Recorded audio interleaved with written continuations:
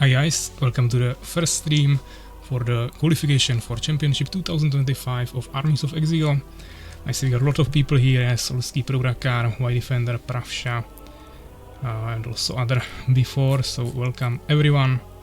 Ideally, we would today of course want to play at least 2 rounds. We will see, we'll also continue tomorrow and of course then next week.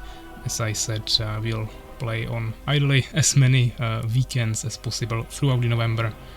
First through the qualification and then through the actual tournament of top 8. So first we can take a look on the bracket. I pinned it in the chat as always, so you can always open it and take a look on the current state of the games. But we can also take a look on it together. Currently we have 10 participants registered for the tournament. Suwak, Prawsha, Cozy, Empaber, Stingrush, which is CQ, Soulskeeper, Urakaar, Fenrir, White Defender and Master Moist. Plus of course we have 3 more participants which are already part of the top 8, which is me, Enya and Makrozerg, and the rest of the players here in the qualification will be competing for the remaining 5 spots. Currently we are dealing with a situation that Empaber is not really responding, and we have KaerbEmEvig on Discord who would want to join. Of course he didn't make it in time before the registration closed, so I cannot really just add him here anymore. We also wouldn't have another player to make even amount of players anyways, but if Empaber won't show up for his first game, I think we can do a replacement here, and I won't even change the order of players, so you will still have your same matchups, just there will be KaerbEmEvig instead of Empaber as a replacement, but we will see, maybe Empaber will come. We'll try to do his game as first with White Defender. So I think that's pretty much everything for now. Of course we will start by picking some maps for the first round, which should be these 5 games. So Suwak against Soulskeeper, Cozy against Fenrir, then Stingrush against Master Moist, Prawsha against Urakaar, and lastly Empaber or KaerbEmEvig against White Defender. Just a minute, me fast, please, I need to continue recording, okay. Okay. Also, of course, Cozy said that he won't be able to play today. He can play only on Sundays, so he said he's fine with taking a loss in the first round, so he will probably get a loss here, Fenrir free win. If we'll continue with second round, we can do his game in second round tomorrow anyways, so that's not a problem. Outside of that, hopefully everyone should be here. So yeah, now let me just quickly transfer to map picking.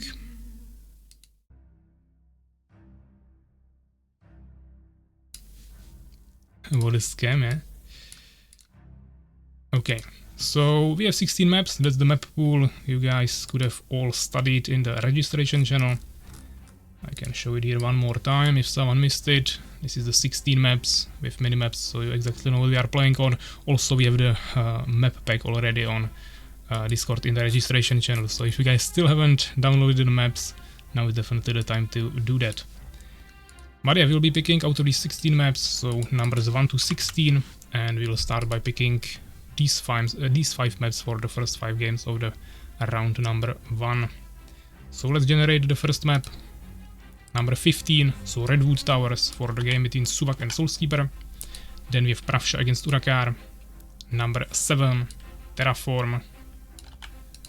Cozy against Fenrir. Number 6, Overgrowth. By the way, if we'll roll the same map multiple times in one round, we'll do a reroll, because I mean we have only 5 games per round, so there is no reason to repeat maps when we have 16 in the map pool. So if we'll roll something we already picked, we'll do a reroll. Number 8, Frost Bridge. And last game, number 3, which is Hidden Hills. So these are the first 5 maps. Of course in other rounds we can play the same maps, that's not a problem. There were no map bans in the qualification, so everyone is playing on all maps. But of course once we get to top 8, every player will pick their own map that they want to add to the map pool, and then you will also be able to ban one map. So you will have way more flexibility there, but we will also have race bans in the top 8, so none of these restrictions are applying to the qualification currently. Okay, so I think we have the maps. I will just quickly screenshot them for you, put them in the tournaments channel as usually, just so you know what we are playing.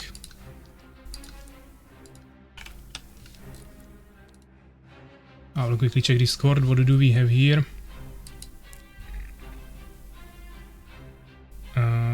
Soulskeeper is saying or telling KaerbEmEvig that he might play. That's true.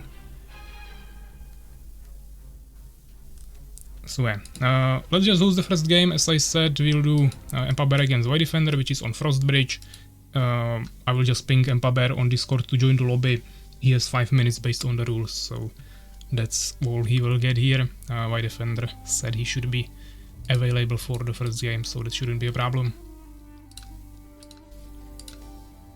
So we are playing Frost Bridge, the only free-player map in this tournament. In general, in any tournament, because the only other free-player map we kinda have now is the original Triple Threat. And I think it actually was in some 1v1 tournaments. But in general, we don't really play free-player maps that much. There is also the project for the perfect map, but that was not finished yet. Working on other stuff currently.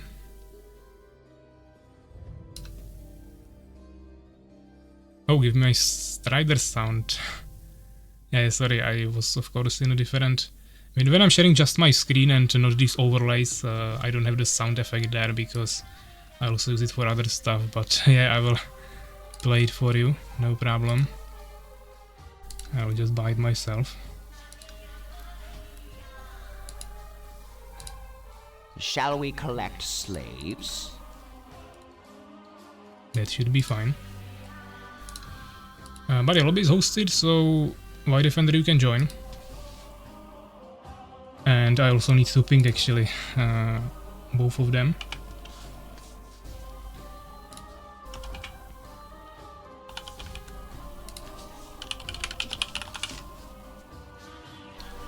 So it's 13:41, so 13:46 is when we will wait until.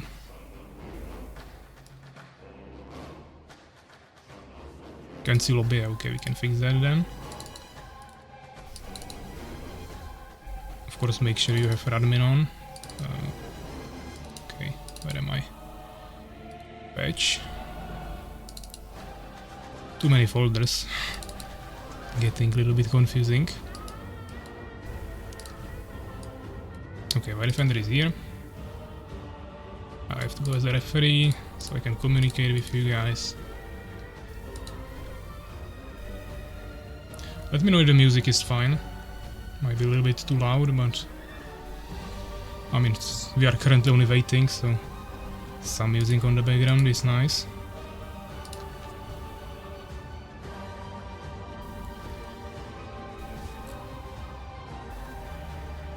But music is always fine, okay.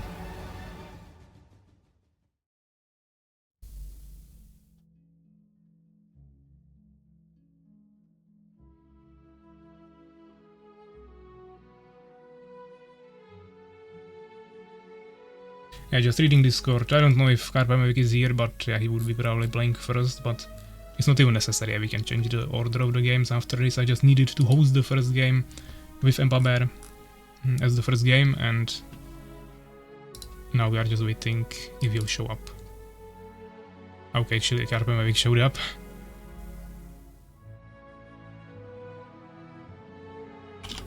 Okay, he's probably not on stream, so I'll communicate with him in the chat.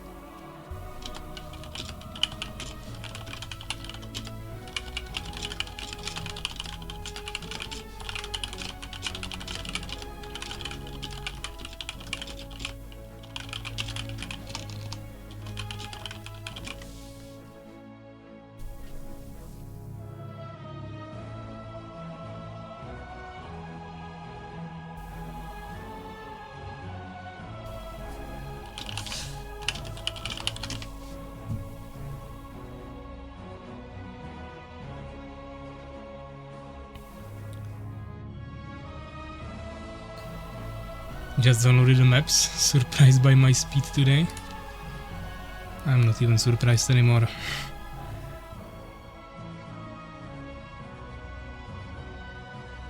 Let me mute my phone so we don't have some random sounds here.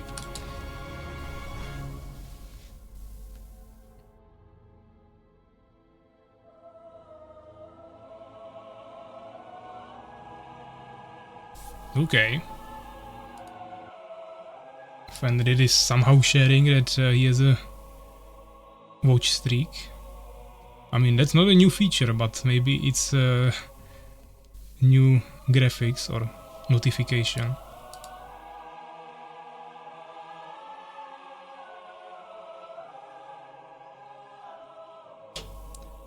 I'm against Prawsha, not Suwak.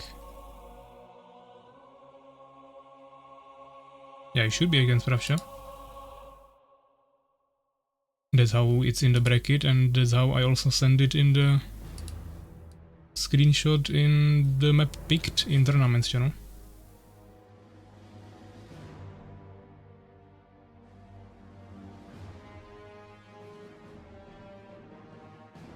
But he told me to beat Suwak. Okay.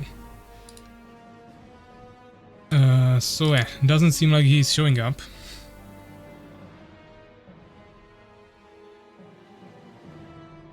He has 1 more minute, so let's just make it official, but I will go edit the bracket, or we can edit it after the game, doesn't really matter. I will just change the overlays so we actually have the right players here that are actually playing.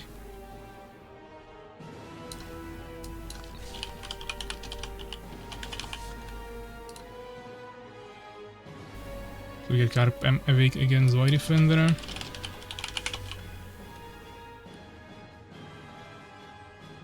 Should be good. I'll just double check the lobby, yeah. And we can also make a prediction. As usually. Who will win the next matchup, and we have KaerbEmEvig as one option and White Defender as the other one. So you guys can start voting, 2 minutes as always. Let's see some predictions with Noron coins. Yeah, of course the names in the overlay were from the previous tournament, but I didn't know who will actually play now in the first round, so I didn't adjust it before the stream. Yeah, 75% speed, of course. That's not a problem. And we have already first 2 predictions. 1000 Noron coins on KaerbEmEvig and 666 on White Defender, so 60 to 40%, some nice amounts right away for the first game. And there is 1 more minute remaining, but we can already ready check. As I said, they can play whatever races they want in the qualification. No race bans, no map bans, completely free. But also means more unpredictable preparation for the maps, since you can play on 16 different ones. Seems like they are both ready, so good luck, have fun. Who should I bet on? I don't know. So I will just stop the music and we can start prediction. Should be ending in 40 seconds. I'm not sure who I would actually bet on here. Of course, KaerbEmEvig is probably a little bit stronger player based on some results in other tournaments, in previous tournaments. But KaerbEmEvig didn't play for a long time. White Defender also doesn't play much, but he at least plays from time to time. So we'll have more recent experience probably. In terms of races, we have Empire White Defender here in the bottom left corner against KaerbEmEvig with Beast in the on the top side of the map with the purple color here. So Empire against Beast could be quite interesting. This map of course offers quite safe expansion here. It's a little bit unique. First of all, you have these small gold fields here that you can actually get through. They have like 10 or 20 gold, and you can just harvest through them or mine through them and create secret entrance to the enemy. But of course you have to gather the resources from here to your main building, so it definitely still takes some time and it reduces your income, so not the most valuable thing always. And also this expansion is, I would say, a little bit worse, because the gems mine is really far away from the gold. Also the angle here is really that you will either have a little bit less efficient gold gathering, or maybe you will need 3 villagers here for the gems, but I'm not actually that much sure, because I haven't played this map much. I played it maybe only like once or twice in some 1v1, but of course I saw some replays. But it's definitely the first time we have this map in the tournament, same as some other maps, so we'll see how it will go. White Defender already sending his peasant scout to the right location, so that is A little bit lucky for him, he will probably find KaerbEmEvig pretty rapidly.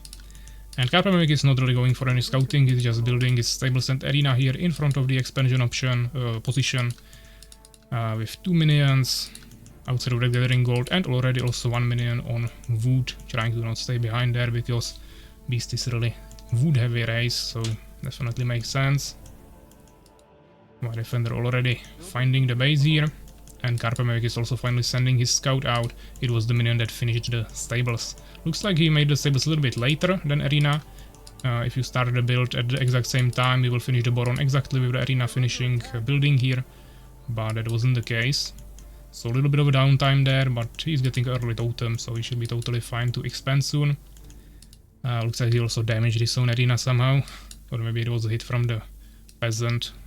But it's 6 damage, so probably he damaged his own building here. The peasant is just running around, scouting, but not much information he can really gather here at this point of the game. White defender also preparing a tower. Scout tower here also making a second swordsman currently. Our forces are under attack. Building complete, my lord. I was the first person to play this map in PvP. It's nice. Yeah, I mean, I'm not a big of a fan of this mechanic here, but the map pool for this tournament was picked by you guys based on a poll that we did, so that's kind of up to what maps you chose this time. Of course, from this poll of 16 maps, it will be reduced to half later once we get through the qualification. Building complete, my lord. Soulskeeper, your message got flagged by Twitch. Doesn't seem like they appreciate your trash talking. I can't insult White. Yeah, he's not even here to defend himself, so don't trash talk him. One lost minion here from KaerbEmEvig in the scouting. He just ran into the tower. 2 slow reaction, 2 pull back. A lot of warriors, but to be honest, neither of them can push anything currently. So that's a huge investment. 390 gold into these 3 warriors. That would be basically the whole stronghold, and there is no way it could get stopped when there is the totem. I mean, if there would be like 5 swordsmen and White defender would really go on this edge, maybe he wouldn't even get hit or like really slightly, and he could potentially stop an expansion if KaerbEmEvig would have no units. But he could have also built this more in the center to completely protect the entrance with the totem. He also has Borons, so I mean maybe 1 warrior, but 3 is definitely an overkill in my opinion. And also 3 swordsmen here seems also quite a bit, but they are cheaper than the warriors, so it's not that big of a deal. And he should have the expansion a little bit faster than KaerbEmEvig.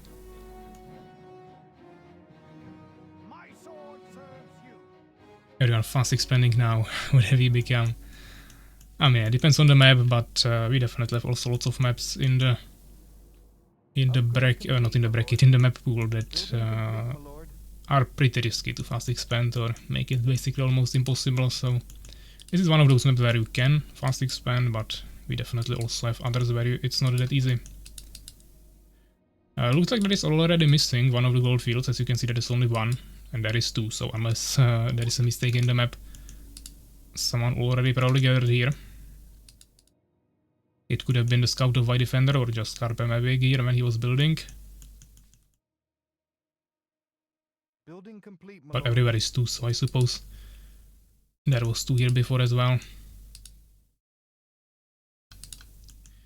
So expansion of both pairs is now finished. White defender smartly already gathering some gems, which is really important for Empire, while also gathering some gold now, trying to increase his saturation. He's already on Stone Keep as well. He has 11th century, so getting a Phoenix for some scouting and also getting a temple.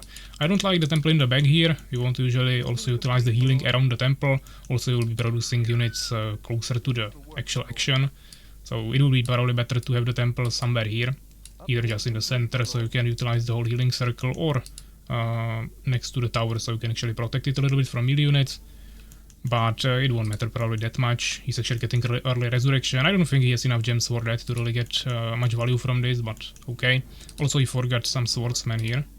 The other swordsmen are doing some scouting here. He's losing some HP from the totem, but he's human, so he can easily heal up unless he loses some units. Building complete, my lord. KaerbEmEvig getting quite late Goblin Hut, but probably still smart decision to go for the Goblins. Also getting second arena, trying to close it here even more. And Harpy Nest, so he will also have a scout. He already actually has a Harpy here, scouting the enemy expansion. Getting hit a little bit by the towers. Of course, he cannot heal up so easily. My defender actually got a Dryad, but he also has a Phoenix, so he has enough scouting. And both players should now have some information. No workshop also built in the back. I can see this building potentially being built in the back, so you are preventing some information from the enemy. If he attacks here, he could see it like here, but you can have secret catapults in the back. But when the enemy already has a Harpy, then there is no reason to try to hide your units. So all of these production buildings that are in the back just seem inefficient, in my opinion. This seems like way more efficient base what KaerbEmEvig is actually building here. Another tower, so even preparing for some either harassment or attack from behind. But neither of the players is actually doing any scouting in these areas to prevent a secret attack from behind. But we see the Dryad here, probably going to place some Eyes of the Forest, some Flowers for Vision. Also that both players are just sitting in their bases with their whole armies. My defender still has the 2 swordsmen in the advanced barracks. I really think he just forgot them there, so hopefully he will pull them out later, or he will just have a weaker army. Even getting no mark, maybe it won't be catapults. He could try to transfer here without gathering the resources, or he can go all the way on the other side of the map, or just make a drop into the enemy base. But KaerbEmEvig is preparing lots of totems, so it will be definitely pretty difficult to do any harassment here. Also getting second Weapon Master. Building complete, my lord. Lots of Goblin Riders, decent amount of warriors as well. Upgrade complete, my The lord. Expo is standard on maps with safe neutral, otherwise you are ultra all in. Yeah. Building complete, Can my break the lord. fast Expo on safe maps with ultra all in, which should be the counter. I mean, if it would be a straight up counter, then you would always go rush, because why wouldn't you? So ideally it should be somewhat balanced, that if you play well you can win with each strategy. But of course it's usually safer to play more defensively. But sometimes someone goes for the fast expansion too fast without any protection and it might not pay off, so it really depends. KaerbEmEvig decided to build here. Of course the gems mine is down here, so if you actually want to build a full expansion in this location, it's good to harvest this gold first. But seems like he rather wants to build it safe. If there would be a scout from the other side, he would get stuck here and wouldn't see this, for example, or all the way here. But I don't think this is efficient. Yeah, you should probably just break through and build an expansion in this location. Why defender actually making a secret expansion in the starting position of the third player, where he will of course have all the resources. It's completely unprotected, but it's a really random location, so not sure if KaerbEmEvig actually will scout that here, the Harpy here, but he probably just flew through this area. Not sure, I wasn't really looking, but maybe he will scout it soon. Why defender pulling his villagers back, that's smart, so he's not just walking across the whole map. That would be really obvious for the enemy. Already getting disciples, nice. He also has Obsidian Tower and Circle of the Ancients. Another advanced barracks here in the back. Even though 2 advanced barracks is definitely not enough. But somehow he's not sitting on the resources yet, so he's fine. KaerbEmEvig moving a little bit more forward from his base, so maybe he's preparing for a timing push. But he doesn't have any trolls yet, even though he built 2 bestiaries. And he's sitting on decent amount of resources, so I would expect some trolls to be added. But there is the Eye of the Forest from White Defender, so he definitely sees this. He knows about the push coming. He already has a first catapult as well, and he's actually going for a job with his pikeman. I mean, he knows about this. He could just drop the pikeman during the fight in the enemy backline and totally destroy the beast army by surrounding it.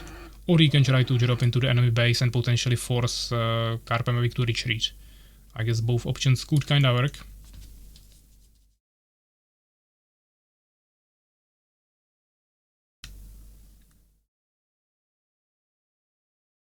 Just checking quickly, guys, your comments. Not much action happening here right now. Building complete, my lord.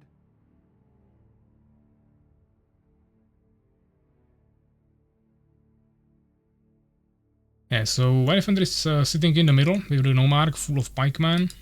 He's bringing even more pikemen here to the side.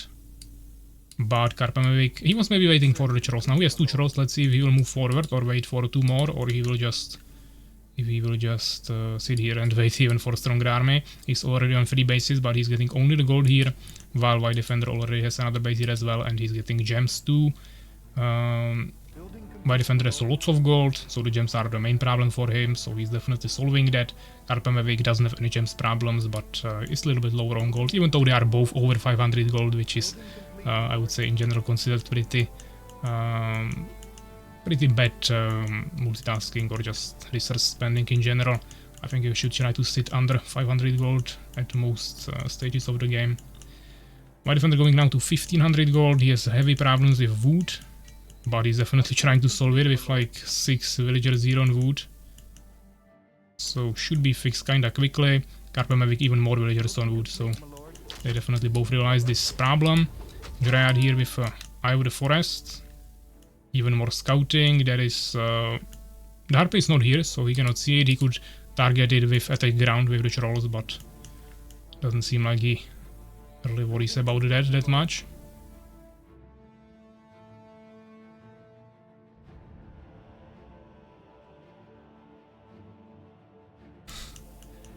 And trolls are starting their siege. The problem is there is lots of warriors. KaerbEmEvig could just leave them in the backline, attack with all the goblins, and then kill all the pikemen that will drop there with the warriors. They are coming, 4 pikemen with elixir, but the rest of the army is not here, so these pikemen are kinda alone here, but I mean, KaerbEmEvig is not even fighting with his units here mostly, not using the barons at all, so he almost lost a troll there. Now he's fighting with half of his army. There is the pikeman in the back, hunting some trolls that are still coming. Doesn't seem like White Defender has decreased yet, but he definitely has resurrection, so it should be enough. There is the pikeman in the back. Nice decree, finally probably got it, or just didn't cast it before. But KaerbEmEvig not even trying to split his units at all. He's completely surrounded. The pikeman got wiped out in the back line with the warriors. Unfortunately, KaerbEmEvig lost all of his units in the front line. In the meantime, both players are sitting over 2k gold, so there is probably absolutely no multitasking here. They are just focusing purely on the fight. And I mean, the front line of White Defender actually now disappeared. He has mana here. I think he could definitely resurrect something, but it looks like he just got totally scattered. Unfortunately for KaerbEmEvig, he's attacking into towers now, but there is new units constantly coming out, while KaerbEmEvig would have to walk across the whole map to get any reinforcements, so I think he will still die, fall to the towers. The question is if White Defender will have enough units remaining to actually push KaerbEmEvig, or if they will just both sit at home and reproduce army, because the population difference is now only around 20. There is still some trolls remaining. Those might get hunted by the pikemen, we'll see. One of them is down, second one will definitely also fall. We'll see about the third one. But no production still happening yet. There is absolutely no production anywhere. Now finally starting, but he will soon be locked on population. He needs to get even more barons, probably maybe even one more stable. But he has 3 of them, that's kinda fine. This troll might be able to escape, but he actually stopped there for a second. Tries a stone form, but he falls, so another unit down. Maybe even a baron will die here, we'll see. There is the totems, so White Defender has to be careful. And we can see White Defender also making 2 more bases now, since he defended an enemy attack. He's quite confident that he has map control, and he's going for 5 bases in total, while KaerbEmEvig is only on 3. He's also getting 3 more arenas here. So lots of production buildings. You probably saw all the resources he had, but I don't think he has enough income to actually utilize all of these production buildings. So this is an overkill. He should definitely try to get another base, which he's also doing. He's not getting the gems here on these bases, but he doesn't have gems problems, so unless he starts, or until he starts spamming warlocks, I hope he will do it, but if he doesn't make any warlocks or lizard fortress in general, or demons or something, he will probably not have gems problems, but he's now also fighting against mages. There is knights and everything, so ideally he would of course also want to start utilizing all of his tools, so ogres, definitely warlocks, potentially even demons. He He has lots of barons, not really any goblins currently. Trying to mass produce warriors actually. He saw lots of pikemen before. But if he's making so many warriors, he should definitely try to make berserkers. He's getting nice upgrades here, but I don't see henge. So even though he has bestiary, so he could make one. I don't think he has it, so he cannot make the berserker upgrade. He has one revive altar here, but yeah, this army seems definitely quite weak. There is not even a witch to buff them with bloodlust. Research complete, my lord. And there we have a nice fight here, but yeah, I mean, that is the healers, that is the catapults. You don't see any mages now, so both players kinda neglecting the tier 3 casters here. White Defender kinda splitting away, his backline is completely out of the fight. Priests and catapults not fighting at all, and that's giving a huge advantage to KaerbEmEvig, who now managed to get 40 population ahead. Even though I would say he's overall in way worse situation, because White Defender has major map control, he should have better income, and in general, Empire should be much stronger in late game. Once you can start utilizing all the tools which he already has. We saw Decrease, we saw Resurrection, we know he also has Disciples already. He has free upgrades on all melee units, same as KaerbEmEvig. And there is a nice decree, huge value on the warriors, second one. And now KaerbEmEvig is kinda throwing again. He left half of his army behind, and even here he got really destroyed. There is the Resurrections, one more decree. White Defender also damaging his own units, but definitely still value was in his favor by a lot. And KaerbEmEvig from 40 population ahead, he's now 30 population behind. Plus he has basically no gold left, while White Defender can still reproduce at least some swordsmen. More and more knights are coming, which are of course absolutely broken against this, since there is no ogres or another thing that could actually threaten them, not even berserkers.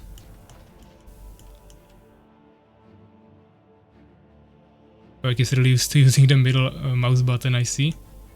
Yeah, I mean, I'm definitely using it all the time, and also, I mean, it's like smooth, yeah. I can move the camera like this. If I'll be moving to the side of the screen, it will be constantly jumping like this, I think.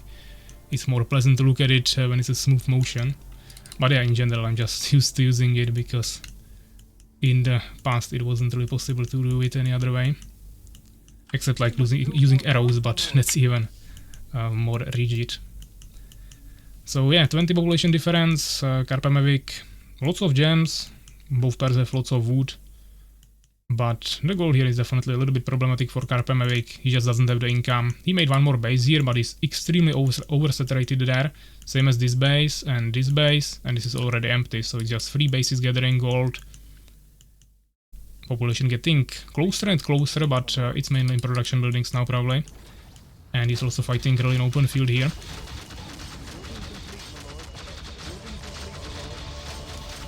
And as you can see, there is just no backline for KaerbEmEvig. Yeah, he has still weaker frontline army.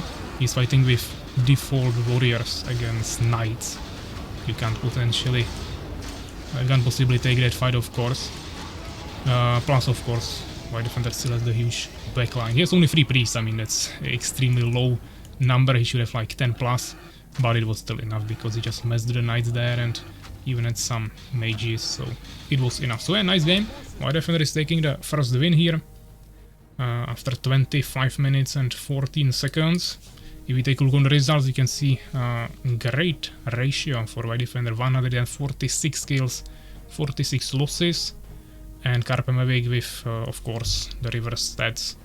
Looks like White Defender maybe one-shotted some of his own units with decrease and catapults, but outside of that, pretty nice score. Lots of experience here as well. Even the largest army was actually in the favor of KaerbEmEvig, who also produced more units overall. Researches 16 to 11. Of course, way more buildings as Empire, and resources.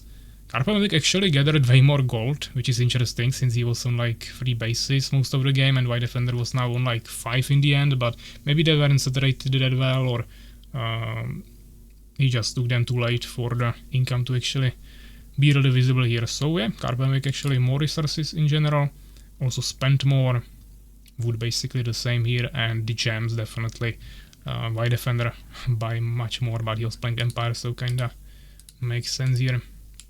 Tried my hardest, predicted his push. Yeah, well played, White defender.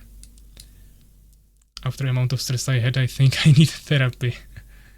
If we will be matched together here, White defender, it's an easy win for you. We'll see, guys. So let's get to the bracket, which should be right here. First of all, let's edit the participant. So we got Bear, which is replaced by KaerbEmEvig, which hopefully shouldn't change anything. He should just change it in this game. And now we can start the tournament. Actually, that maybe wasn't the right choice. Yeah, I can actually still change it, okay. Or not? I'm not sure how this works. I would like to add as many turns as possible. Yeah, looks like I can still change that. I would like to get as many turns as possible, and we can just end whenever we want. But if we'll end after like 4 rounds, I cannot continue even if I would want to. So we'll see when we'll have 5 clear winners, but ideally I want to have unlocked all the rounds. So fortunately I was still able to change that. So game number 4, KaerbEmEvig, White defender. This is 1 point for White defender. Submit the scores. And also, of course, we can choose the prediction result. Looks like more of you voted for White defender. The result eventually was 1,400 Northern coins for White defender and only 1,000 for KaerbEmEvig. So 58% for White defender, who is the winner here. So some of you will be getting some Northern coins. Let's do some music, and yeah, I think we can go for another game. Maybe Bear would come later. I mean, but he was the only one who didn't come now and didn't say anything, and I tried to contact him for multiple days, same as Prawsha, and he didn't answer anyone. Also, Soulskeeper pinged him yesterday. And yeah, I mean, ideally he would just get a loss and he could still continue later, but since I had another player who wanted to play and was here right away, I was willing to make the replacement. It's not completely fair against him since he made the registration in Paber, but he's absolutely not responding anywhere, so I just decided to do this move and rather give the chance to someone who is actually here and willing to play right away. So yeah, I think we can do another game, guys. I think Soulskeeper wanted to play as early as possible, so we can do that if you want to play with Suwak. That would be the game number 1, so we can also just go by the numbers now. Suwak is here, of course. And this game would be on Redwood Towers. I'm here too. Yeah, I mean, we can do your game next. That's second in the order. To be honest. Okay, let's do Suwak Soulskeeper. That is, what was I saying? Redwood Towers.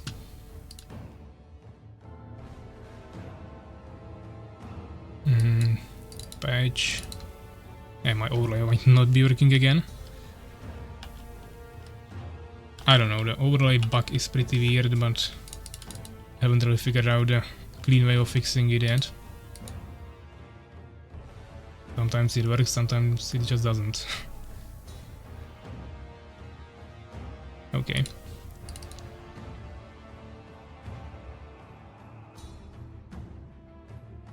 So yeah, Redwood Towers is a 4-player map, so we don't even need 2 agents, I can just spectate from any position. Suwak is here immediately, Soulskeeper as well. Looks like Soulskeeper doesn't have a map pack, so go get that, you have time, I will still have to set up everything anyways. And we have Souls. What is this? Go into registration channel, look at the last message and download map pack. Nothing complicated there. So Suwak, Soulskeeper. Overlay is done, we'll also make a prediction.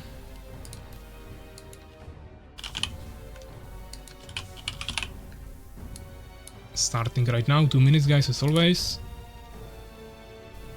Even I downloaded it. Okay, I mean, we are waiting for souls anyways, prediction is running, so I'll take a quick 2-minute break, guys, and then we will continue right away, so see you in 2 minutes.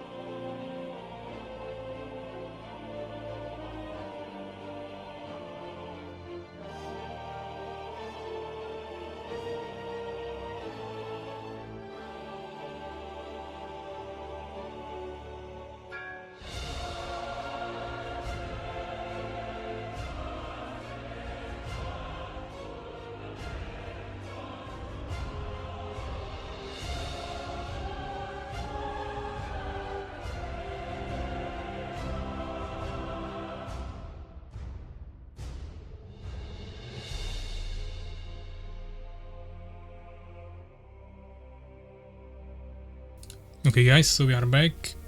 Let's see. Yeah, both of them are already in the lobby, so Soulskeeper figured it out.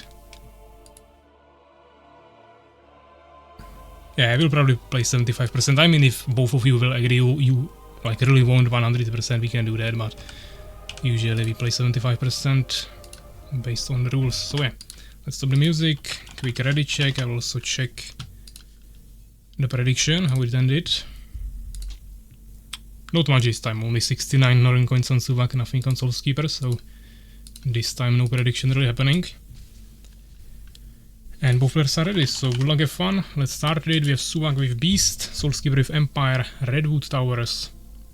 Second game of the qualification. No, we cannot agree on 50%. We would be here for like a month.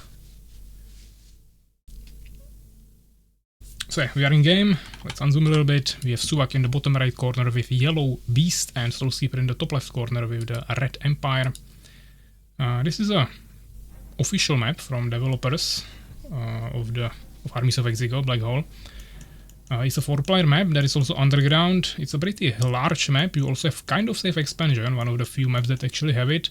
It's like semi-safe. Yeah, you have really wide entrance here, but it's only one entrance in front of the expansion and your main base. So that kinda fills the design of a safe expansion map. It also features a healing fountain, of course, which is a pretty nice advantage. In underground we have some mineral fields bases for extra gems, so lots of different options, can be definitely interesting. There is even a nice expansion here in the mountains where you can get only with air, but you can also just harvest through the trees and get there with ground units as well, so that's also another option they could utilize. Here we can see stables from Suwak, so nice front base, same as Soulskeeper, who is starting with barracks and farm. God, I really hate this map. Okay, Soulskeeper also hate this map. Looks like we are not alone. But yeah, we have once again matchup between Beast and Empire. as we just had with KaerbEmEvig and Y Defender. Suwak starting really interestingly here with, I would say, late stables into a Boron, just so he doesn't get stuck here on minion production with population, but even more late arena. He's building everything with just one minion, so he will definitely not finish his Boron together with arena to produce a warrior. He will have like half of the build time here done. But he probably doesn't even want to build warriors, maybe he wants to go for expansion immediately or just totem. We will see. Suwak saying he kinda likes the map, but not the healing well. Yeah, I think we have two maps with healing well in the whole map pool. This one and Python. So Soulskeeper scouting with a swordsman. He found the scout of Suwak, which is a minion. Also, by the way, this map features two warehouses, so you can get some extra resources there if you defeat the Varangis. There is also some more neutrals on the map. Spiders and scarabs protecting some, or not scarabs, scrap beetles. Scrappers protecting some other places like expansions. So Soulskeeper starting his expansion basically at the same time as Suwak. Suwak actually even a little bit earlier. Both of them are finding it. The advantage of Beast is of course that the villager is stronger, so he can just easily protect himself or at least survive longer before he comes with a new minion. While of course the minion is stronger than the peasant, so Soulskeeper will have to invest much more time and potential resources in villagers or soldiers to protect this expansion. As you can see, Suwak already dealt with the threat of the enemy scout and is already like 500 HP ahead in the building process.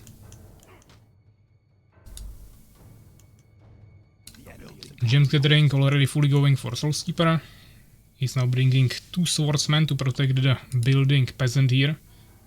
Suwak is definitely not going to be able to take the peasant down anymore, but there is a tower, so he won't be even able to escape. He could have ran this way and actually escaped still, but he probably didn't know about this tower yet, so he lost the scout there, same as Soulskeeper also did. But even though the beast minion or villager is not more expensive, he's actually a little bit stronger, but he actually still costs the same amount of resources, so it's not that big of a deal. Even though I actually think you cannot upgrade minions in any way, while you can upgrade the armor of peasants. I believe it's the same upgrade you get for armor of elf rangers in blacksmith. So potentially with full upgrades peasant could be stronger. Never really experimented with that. But minions of course have 1 more damage and 20 more HP, so actually 30 more HP, so I don't know if like free armor will actually help with that much. Outside of that, you just really want to get minions if you can as the fighting villager. Already Dark Altar from Suwak, even before his Goblin Hut, so either he wants to get some really early witches there, seems like he's doing that. Either to already start accumulating mana, or maybe to even try to get some gaseous form drops there. Or he could also of course try to be making the early Dark Altar to make some secret proxy Dark Fortress, Lizard Fortress, or not even proxy, just some really fast lizard units. Those are usually the best option for early game harassment from Beast. Both Striders and Wyverns are definitely really good options. But Soulskeeper is preparing 11th Century, so he should have no problem getting some Phoenixes or Dryads for scouting and dealing with all of these threats. He's getting a little bit later a Stone Keep, but still kinda fast. He's getting nice saturation on both bases. Suwak of course even better, but resources should be kinda balanced still, even though Suwak is definitely nice 7 population ahead. He also finished his Weapon Master now, he's starting his Goblin production, and he's moving forward with that 1 witch. Looks like he really just made that witch, so he has as much mana possible. So he starts the mana regeneration really early. And he's clearing the Varangis here to take the warehouse. Of course, he cannot heal himself up too efficiently, he will probably have to sacrifice a Boron, but the resources he will get from this are of course definitely worth it. And he's taking it with a Goblin, who is 50 gold, same as a minion. Of course it will also cost 10 wood and 10 gems, but Seems like he doesn't really worry about it. Actually, I was wrong here. Since there is the healing fountain, he can just heal here and he doesn't have to worry about anything. So this is actually a pretty good map for Beast, as that's usually one of the weaknesses for Beast. And now he can heal. Of course, so Soulskeeper could have also already made a tower here before or something, or just place these units to protect it, but doesn't seem like he will be doing that. He's playing really passively in his home, leaving the whole map for his opponent. And Suwak is now getting a great resource advantage, plus already being able to heal in the middle. Also, the neutral units are good for leveling up. This is something you don't see in Armies of Exigo that much, because most maps don't even have neutral units. Basically no custom maps usually have neutral units. And even then it's not that lucrative to go level on them. But for example in Warcraft 3 is the main thing you would be doing. Of course not units, but you would be leveling up your heroes. So actually for Beast this is really strong, because Beast levels are really powerful. As you can see, now it's already 2 level 2 Goblin Hunters and 1 level 3 Goblin Hunters, so that's gonna give him a nice advantage. 3 more damage and some extra HP, definitely really nice. Probably also some experience on the warriors potentially, this one. And he's constantly healing here on the fountain, so he's definitely not losing anything. I think there was the Phoenix somewhere. Now I don't see him, but yeah, here. So Soulskeeper probably gathered some information, now he'll find the middle. I don't think he scouted the warehouses. He might even lose the Phoenix. 1 HP, extremely lucky. And Soulskeeper is actually preparing a secret expansion in the underground with 3 towers now. We saw Suwak already making here wyverns in double lizard fortress. Yeah, 1 HP. But he can heal up here. He actually doesn't have any priests yet. Now he's making them, but he has only swordsmen for now. Getting improved farming, but struggling with wood a little bit. Only 1 armor upgrade. Suwak has one damage upgrade, but he's also already getting his first armor upgrade. And now the wyverns are probably slowly coming. This one is already level 2 somehow. Not sure where he got the experience. Maybe actually killed the spiders here, I probably did. Kinda smart. Really trying to farm as much experience as he can. Probably Soulskeeper, I think he scouted the enemy base, so he probably should have seen these 2 lizard fortresses, but doesn't seem like he will be preparing for enemy air attack at all. He's not making any phoenixes except this one scout that he has. He's also not making any elf rangers. He's now finishing his 3rd base, but looks like Suwak wants to just go double base timing push with the extra resources from the warehouses. Not really sure what is this equivalent to. If like the 2 warehouses are half of an expansion in gold income, of course you also get wood, so he'll have no wood problems at all, which is really powerful for Beast. But I'm not sure about the gold. It should be 5 gold per 5 seconds. Even though now it actually seems a little bit faster maybe, but it's probably counted with 50% game speed or something.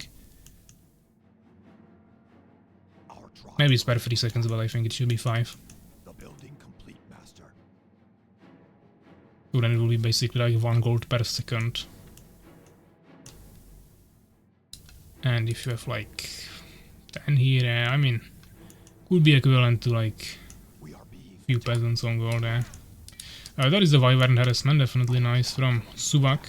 And then we have the main fight. Soulskeeper definitely accumulated lots of priests.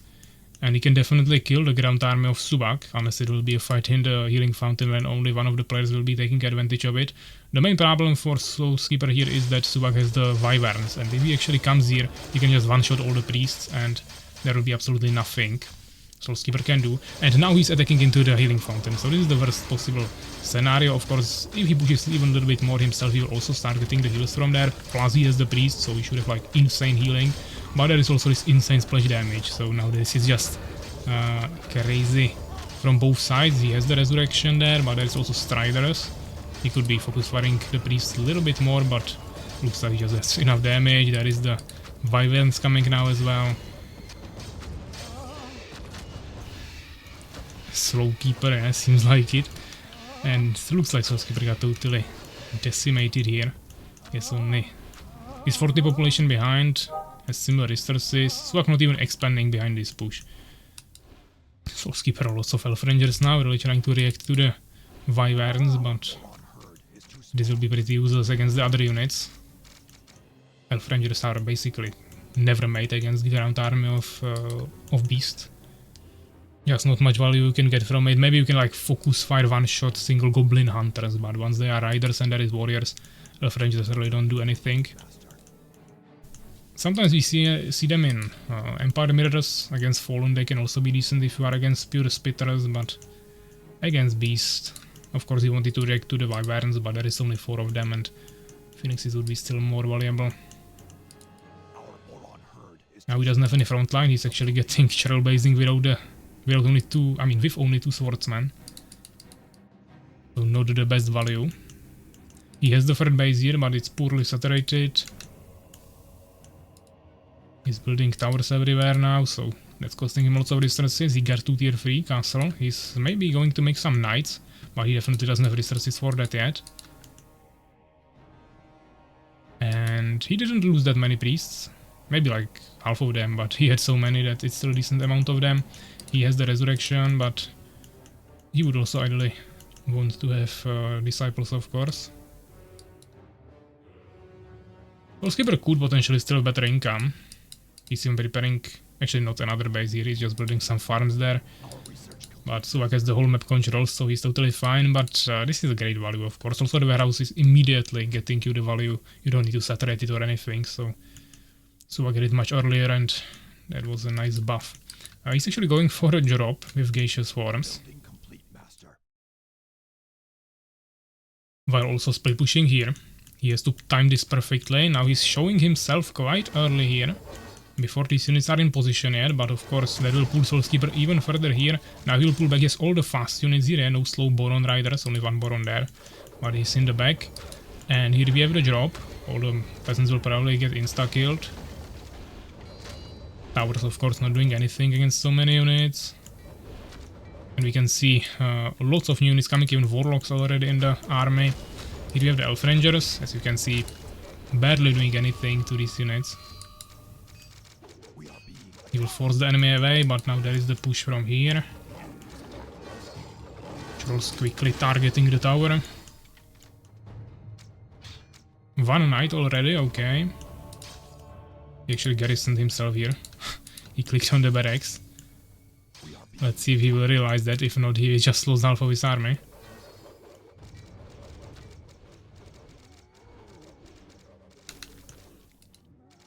Yes, actually 6 priests there and 1 swordsman.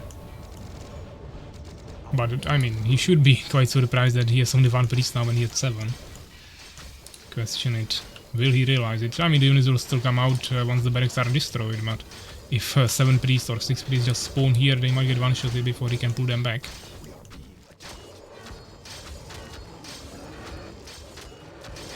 So let's see, I don't think he will pull them out, but if they just spawn here, what will he do with them?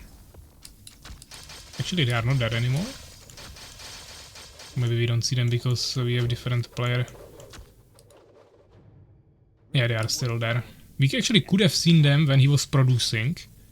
I could have swapped the tabs, but now when I'm watching from the other perspective and he's not producing, I cannot see it. That's pretty weird interaction. There is already ogres in the army of Suwak, so even the knights won't be that efficient anymore. Looks like he finally brought the priests out. But he's constantly getting harassed here by the Wyverns. He might finally be able to kill them. Suwak didn't pull back with them anymore this time. And he's not reproducing them, so I think now he just goes for one huge mass attack on the ground. Soulskeeper doesn't have anything to stop this. 2 upgrades against 0-2 and 1-0. Ogres also have already 1 damage upgrade. And this is absolute massacre, yeah, Soulskeeper is half population and just getting totally erased Even though he actually got another base in the underground now. So he had some decent income, but wasn't able to convert it into any meaningful force. Hello Steven. I think Suwak is a cheater. Yeah, I mean he got a really nice research buff or boost from the warehouses, and then he just launched a push that allowed him to gain map control. But definitely in general, lots of pressure. Usually split pressure even against such a small base. He didn't even scout the underground, I think. But since he was utilizing air, also some drops, and then the big ground army in the middle with the help of the fountain, it was enough. Our research complete, Master. Soulskeeper is still trying in the underground, but not sure what's the plan there. Suwak even has berserkers now, getting the third armor upgrade here. Some more damage for ogres and trolls.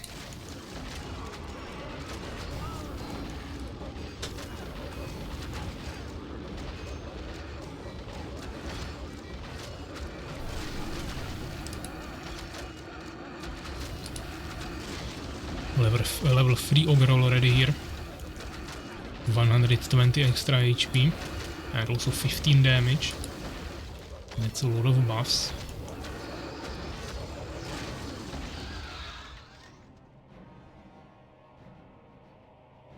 And Suwak is just taking the whole surface. I don't think he even visited the underground yet. Now he's finally coming there, realizing that there is probably gonna be something, since he didn't win yet. The building complete, Master. But it really won't do much here. Yeah, first of all, ogres take less damage from pierce, so human towers do absolutely nothing to them. And then he has some swordsmen that also won't be able to help here. Scrapper here, and Soulskeeper calls it GG. So yeah, Suwak taking the first win here in the round 1. 136 kills, 49 losses, basically reversed for Soulskeeper. Suwak almost produced double units. Also largest army by far, way more experience, a little bit more researches as well. In terms of resources, yeah, it still paid off a lot. Gems are actually quite close, but Suwak, I mean Soulskeeper was not using them at all. In terms of wood, we can see the extra wood definitely from the warehouses, but even though it's not that big of a difference, but still like 2k is definitely nice. And even in terms of the gold, would be nice to see a graph, but I think Suwak was probably ahead of the whole game. Even though Soulskeeper got his third base faster, the warehouses were just there too early and snowballed really quickly, and after that Suwak had more bases, so then he was just ahead himself. Defend also arriving, welcome. This will be good. That already was good, but we still have some nice games ahead of us, definitely. Yeah. So let's take a quick look on the bracket. Suwak against Soulskeeper. 1-0. And now we have game number 2 between Prawsha and Urakaar, so we can do that. As I said, Cozy is not available today, but he said he's fine with taking a loss, so we'll definitely give a win here to Fenrir. And then we have Stinger Rush against Master Moist, and Master Moist is gonna probably come later, so if the game between Prawsha and Urakaar will be really long, we might play this. If not, we'll probably have to give a loss to Master Moist as well, and then we'll continue with round 2. I definitely would like to do at least 2 rounds today, maybe not complete ones, because I can wait with the game in round 2 for Cozy, for example, for tomorrow, but at least some games from the round 2 would be nice. It won't be long, don't worry. We will see. Let's take a look on the map. It should be Terraform, so a little bit more traditional one in terms of what we usually play here.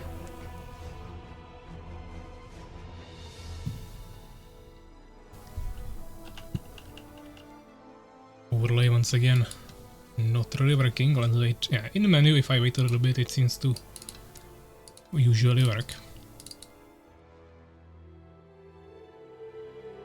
So let's go with Terraform Observer version, you guys can join. Urakaar is already here, so Prawsha is next, and I will just quickly set up everything.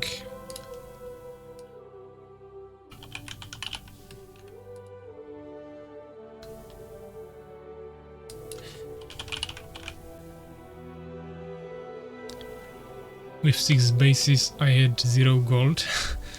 I don't know what you were doing, Soulskeeper. It was either a really slow saturation or you just invested the resources into something you didn't really need. But Suwak got really fast warehouses, so he still had more resources even though you had your third base faster. I don't think you had actually 6 bases working at one time. You had 200 ground bases and then the 2 on the surface. Should be 4. But okay, Prawsha Urakaar, that should be fine.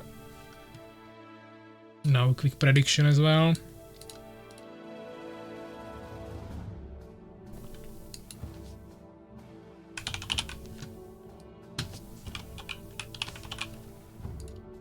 Starting right now.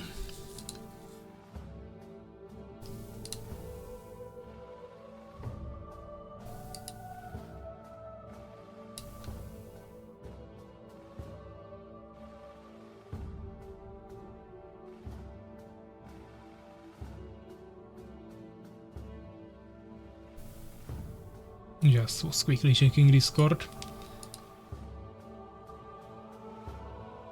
But the prediction should be running, guys. You can start voting. We have matchup between Prawsha and Urakaar on the map Terraform. Both players already in the lobby.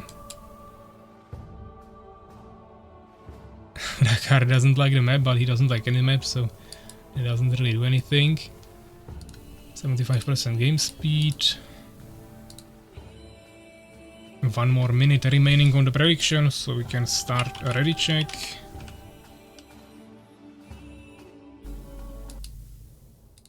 And yeah, Prawsha is ready. Looks like Prawsha wants to go random. Might be interesting. Urakaar staying with Empire. We haven't seen a single Fallen game yet. We saw double Empire against Beast. So we would like to see, of course, something different, either Empire Fallen or maybe even Empire Mirror. Both of them are ready, so good luck and fun. Let's start it. Prediction still running for a few more seconds, guys, but we are already launching the game. So yeah, 1v1 between Urakaar and Prawsha on the map Terraform. Let's wait for the races. Urakaar is Empire, we know that for sure. Prawsha went with the random race, so we'll see what he got. And we are in the game, and Prawsha is Fallen. So yeah, we have Fallen Prawsha with the let me open the resources. With the pink Fallen in the top left corner of the map Terraform, and Urakaar in the bottom right corner with the dark green color Empire. It's a nice 1v1. Prawsha immediately going for a really front deformer, so that means he'll be delaying his second harvester. But he's going for a really nice front base, maybe even a Stinger Rush. We'll see if he will go for that or not. Urakaar also pretty decently fast barracks, but building them really on the side, so there will be a huge opening for the Stingers to get in, or even Spitters harassment, depending on what Prawsha will go for. This is a matchup that we saw in the first tournament, very first tournament of Armies of Exigo that I hosted. Armies of Exigo tournament season 1, 1.5 years ago, and these were the first 2 finalists of the first tournament. So Urakaar against Prawsha, I believe they played best of 3, and one of the games there was Empire against Empire, and one of the games was Empire against Fallen. Both of the games were won by Prawsha. Of course, in the tournament, all games were played on Dark Side Forest, so that was a little bit different rules, but definitely a nice rematch. They haven't played since, so it's a nice rematch after 1.5 years of these 2 players. Let's see how they developed. Of course, Prawsha haven't played for a while, but in general, he should be definitely a better player. Yeah, also he won the first tournament. Urakaar, on the other hand, of course, played in every single tournament, but outside of tournaments he basically doesn't play any 1v1s, so he didn't get that many practice games since the first tournament, actually. only the other tournament games, while Prawsha was of course practicing a little bit in the last few days, which probably was enough for him to adapt to the current meta. And looks like he's opening with double hive into an incubator, so that seems like really fast spitters. While Urakaar already has his tower here, I think you can get through here with spitters without even getting hit, so expansion is definitely not safe with a front base like this. But Urakaar sees the really fast units, looks like he's definitely saving up for expansion, but when he sees these fast units, he should definitely know that this is not fast expansion, otherwise you can't have this early units. And if Urakaar now places an expansion down, I think it might be GG, because he won't be able to protect this. And he's going for that decision anyways. Of course, if Prawsha will be wasting units under a tower, then it's a different situation, but as I said, he can probably get through here. If this would be a perfect position in the middle, so you can cover the whole area, then I would definitely say Urakaar is kinda safe. Because even with spitters, he could probably still defend this. He could get a second tower, produce few more swordsmen and be fine, but like this, I really think Prawsha will just accumulate 10 units, go through here and kill Urakaar in the next 2 or 3 minutes. But maybe not. Prawsha is actually going for expansion as well. Doesn't want to commit to this push, which might be risky, but we'll see. Early 11th century from Urakaar. In the last 2v2 tournament we played, I was telling him to make really early phoenixes every game, so we have some nice information. Looks like he is transferring that even into 1v1s. Which doesn't necessarily have to be bad, but it's a little early as he's doing it for 1v1, I would say. But why not? If he can still produce some swordsmen behind it as well, it might be fine. He's sitting on lots of gold. He should definitely be maintaining a production here. He should already be making a new farm because he's completely locked on population. And I would even like to see a second tower here already. Maybe a farm here and tower behind it, or just tower here and farm here or something. Expansion is finished. Of course, that granted him some extra population, so potentially that farm delay wasn't that bad. But he's making the farm anyways, just not utilizing it for a front wall. Which, I mean, the farms are kinda squishy, so having only one here is not that big of a deal. He's getting a phoenix already, getting a blacksmith. Trying to saturate this, but didn't redistribute his villagers, so he's starting from scratch, a little bit slower saturation. You already see Prawsha here with his spitter. But of course he cannot be harassing like this, he will get killed by the tower, but he could be harassing here from the top, hitting the 11th century. I don't think... maybe he can find an angle here. But probably not. I don't think he can find an angle there, but he could definitely be harassing here before this tower is finished. But now it's already finished, it needs to just get upgraded, which is like half a minute, so once Urakaar starts that, it will be pretty quick. But he's struggling with wood a little bit. Population is basically balanced. Still no... yeah, now he's starting it. 40 seconds, okay. Our forces are under attack. Even scouting here with the Phoenix. Oh, Prawsha got the charged deformer. That's a really interesting choice. He's not gonna kill the Phoenix, but harassed him a little bit. But Urakaar saw Soul Trap, plus he already saw Spitters, so he should know that is also Incubator. Which means Prawsha is really investing into lots of different tech options. And I don't know how far Urakaar went here, but if he also saw that it's not really saturated yet, then that's also nice information. Plus, I guess he scouted this base to be sure that there is no third base. Not sure if he also saw this.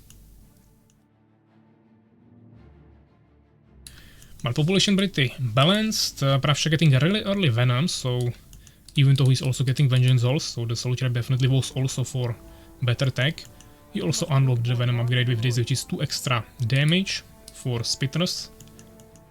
Of course, fast reflexes are for both Spitters and Stingers, and it's much faster to get, but it's only 1 damage, so if you are going mass Spitters, then getting the Venom early is definitely good, even though it's really long research time. It's actually 160 seconds, which is the longest out of all upgrades in the game, I believe.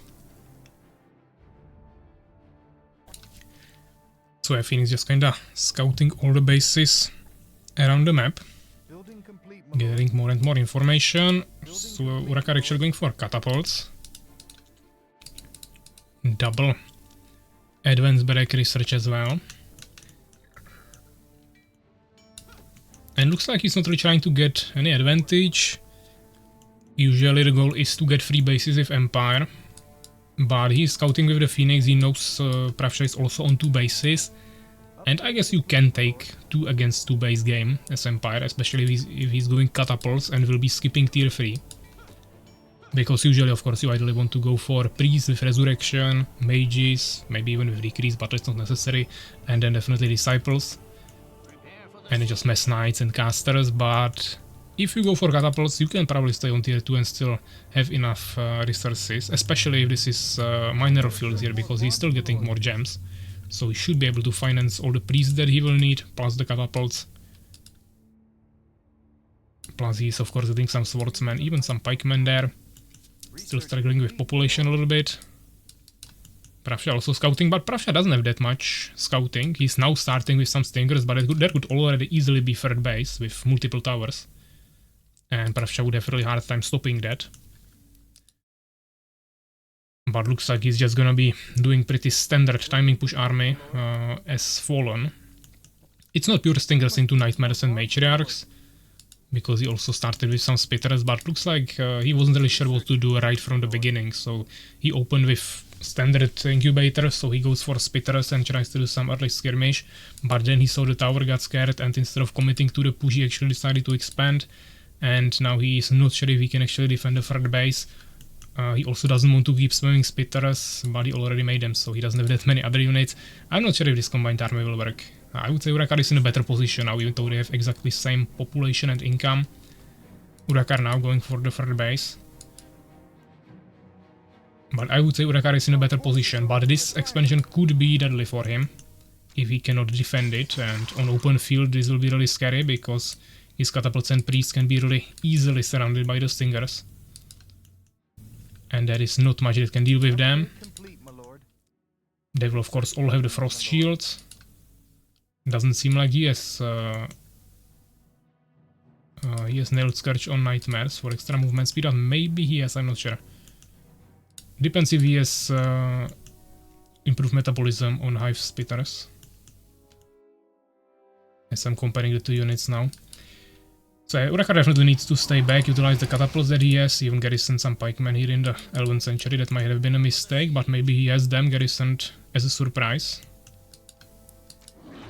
He's struggling a little bit to manage his units. Level 2 swordsman would be valuable to keep alive. But Prawsha is not scouting at all, he's ignoring this base, and I mean 1 tower, even if it's finished, won't change much. But it would be a nice way of luring Urakaar out of his base. But maybe he just wants to stay here, expand behind it. Would also work. He knows that Urakaar has catapults, so I don't think Prawsha can take this fight at all. He's getting some guards. That could be nice. Urakaar has 0 anti-air except these towers and that 1 Phoenix, but I'm not sure if Prawsha is aware of the fact that you cannot fly over this abyss. That's not too intuitive, but of course it's a mechanic of this map. Also we saw the Sorrow Shrine here, but seems like it's only for upgrades of Nightmares. I would like to see some Matriarchs here, but Prawsha is completely ignoring this attack.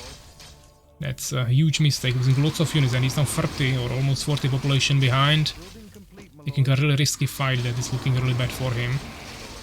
He's coming with the guards, we can see that on the minimap. So yeah, I would probably just pull back at this point, all the way back, and try to get as many kills here. But he doesn't have enough guards. Yeah, he will maybe kill like 1 or 2 priests or catapults. And that will be it. Now he could have gotten some kills when he's retreating even with the ground units, but that is the third base already, which I mean Prawsha also has, but 0 saturation, not even producing any villagers. Now he's fighting above towers, which is not ideal. There is also the Phoenix. He's trying to go for some villagers, but there's already Obsidian Tower. Urakaar can start producing Elf Rangers, plus he has the 11th century. It looks like he really forgot the pikemen there. But I don't think these guards will actually achieve much. It might force Urakaar to swap his army composition a little bit to more anti-air. So now if Prawsha continues with ground units, he could actually be fighting against a little bit less forces, as Urakaar will just invest into the anti-air a little bit more. And his ground army might be suffering a little bit, but looks like Prawsha is staying with the air plan here. He doesn't even have rally points here, so some guards are being left behind. The question is, will Urakaar now commit to an attack? Or not? God, I'm stupid. If he's talking about the saturation here, then he's definitely behind there, but Prawsha also has no saturation here.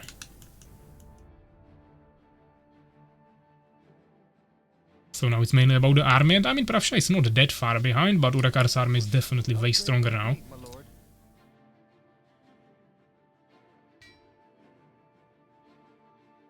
But yeah, Prawsha is probably gonna be a little bit confused that he cannot fly over this.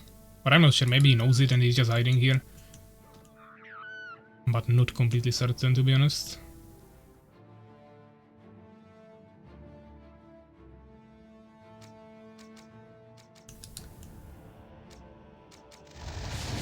He's going for the towers. Well, that is 5 phoenixes. I just don't think air is at all a good decision here anymore. He needs some good split here or he's gonna get one-shotted. Decent. Tanked it with the smaller group, but I don't think he will get any kills on the phoenixes. Maybe one. That is the tower already. Okay, he killed one phoenix. Lost some guards. We still don't see a single matriarch. Matriarchs are of course really good. I mean, there's not that many priests. And not any mages yet, even though Urakaar made a really early obsidian tower, but he didn't have enough gems for that. So that was a little bit of a mistake, I would say, but even though the mana depletion wouldn't maybe get that much value, we can still get necromancy, and necromancy is really good against catapults because you can just spawn skeletons all around the battlefield and kinda distract all the shots of the catapults. So unless you will be actually focus firing with them, the skeletons can be a really nice distraction. And even outside of that, matriarchs have pretty decent damage. They can even be used as tanks, even though they have low HP. If they are taking the damage kinda slowly, not just instant one-shots, then they can actually take some decent damage with the lifesteal here. Lots of stingers being left here. Prawsha still 25 population behind, he's going here with the guards. Maybe he can kill a priest, but he's getting healed by another priest, it's just too much healing. Urakaar shooting one guard. Few more guards were going here, but they didn't finish the attack. Urakaar making like 10 different Elven Sanctuaries. He's definitely prepared for air. That's what I was talking about when I said that Prawsha might use this as a bait to force Urakaar to make a lot of anti-air, which he's definitely doing. And he could have secretly been making a huge ground army in the meantime. But Prawsha now doesn't really have neither. He started making some Avengers, but those are not gonna be that dangerous anymore, and also against so many catapults. It's gonna be really difficult. He's saying he's stupid. Also losing some stingers here.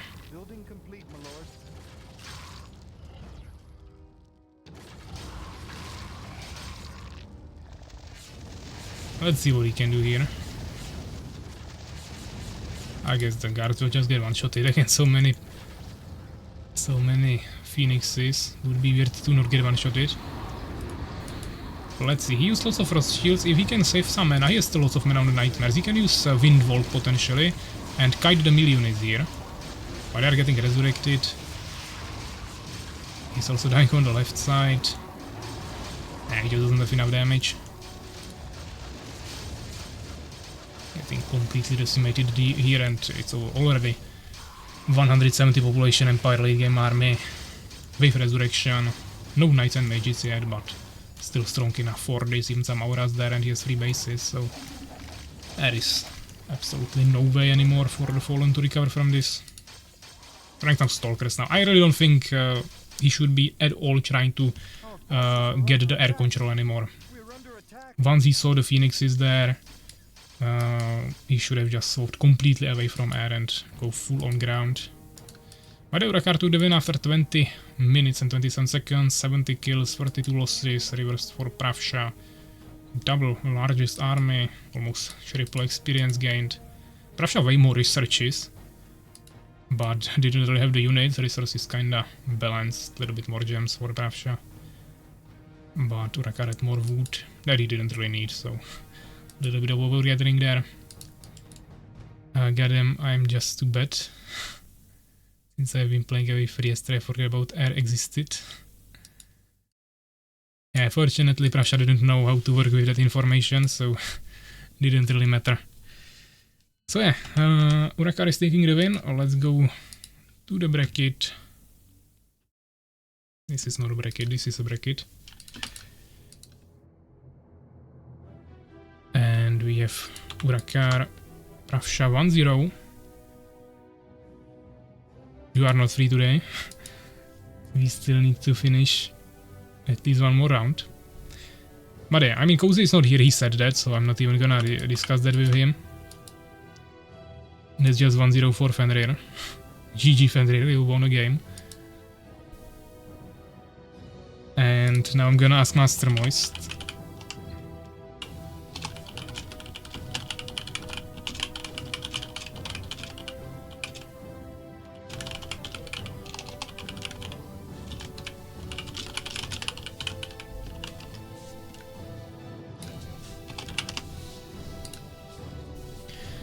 I mean, it's 15 o'clock. He said he would come around 16, so I don't think he's here, but let's try to ask him on Discord.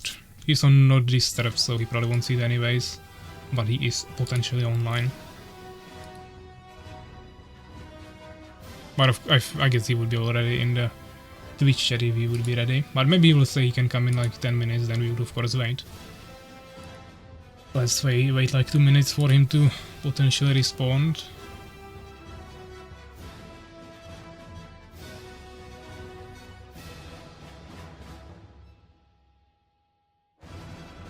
Outside of that, we of course cannot even pre-pick maps because we don't know what the matchups will be. I think we have to enter a result and then confirm end round or something. Haven't played this format for years, so I don't remember exactly, but I think it works something like that, so we cannot even return, of course, because it will create a new match, new bracket. So you can see we are waiting, match is pending, so until we finish this game we cannot see what games we should actually play. Prawsha is writing something on Discord.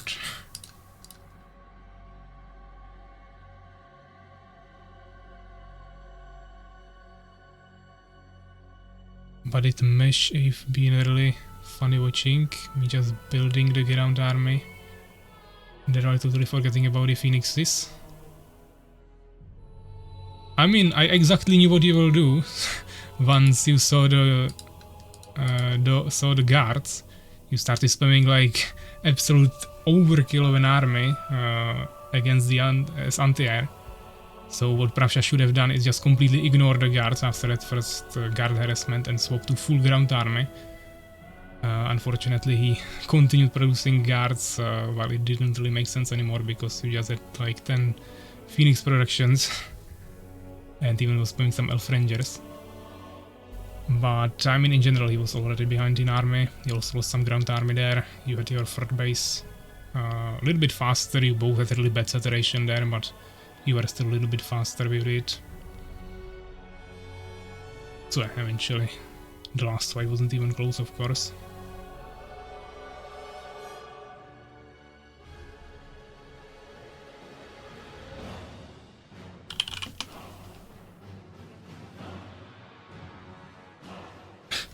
Okay, Soulskeeper left the server.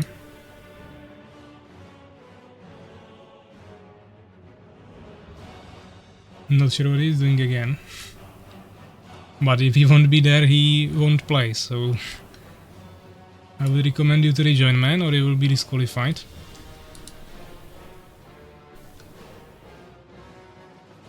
Your dream would end really quickly.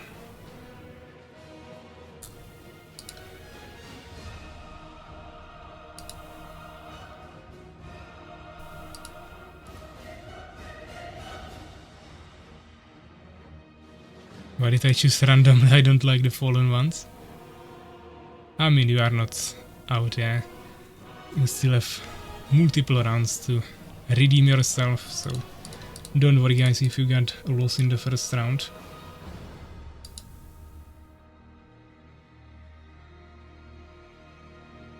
Okay, doesn't seem like Master Mouse is responding, so we will have to go with a loss here, unfortunately. So Stinger Rush also getting one win for free. Or I mean, we should probably confirm if he is here.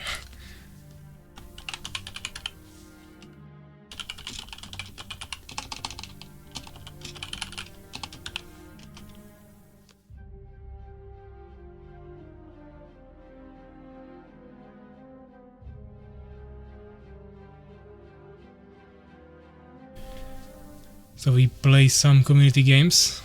No Soulskeeper, we are continuing with the tournament, but if you don't rejoin the server, then you will be eliminated automatically, so then you won't be playing any games. Doesn't matter if community or tournament.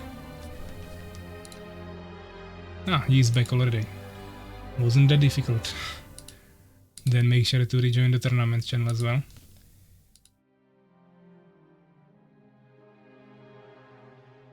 Okay, I mean Stinger Rush is also not responding. That's not really making it too easy for me, but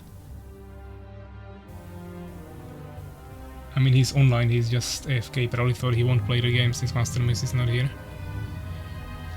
This match rares next time, Avengers are not so good anymore, Skeletons can be good tank line, yeah. Nice game, you almost got me with the air. Pen them both. I mean I need to choose some winner, or it will kinda break the whole bracket.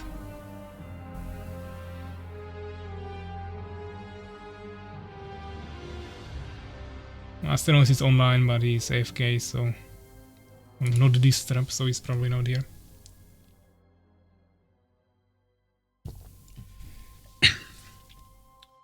Okay, I mean let's just do this, whatever. This is the second round, guys. So yeah, game number 6, Suwak against Urakaar. Then we have Stinger Rush against Fenrir, White Defender against Prawsha, Cozy against Master Moist, which is good, they are both not here, so we can leave that for tomorrow, and KaerbEmEvig against Soulskeeper. So hopefully we can finish all of these 4 games, except Cozy and Master Moist. Basically perfect. Fuck, I'm so fucked. Me too. So playing. Okay, we might have another nice match. I mean, it's the first one. If you guys want, we can start with this. Urakaar wanted to leave early anyway, so you can finish this game and go recording or whatever you want. Okay, Stinger Rush responded.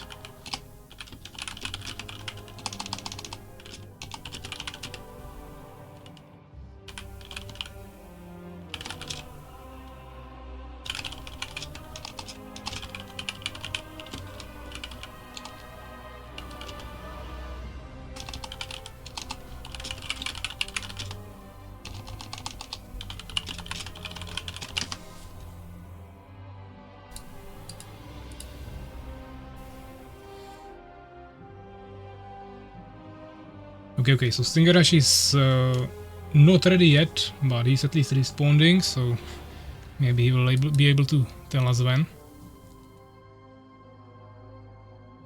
And let's quickly pick the maps, guys.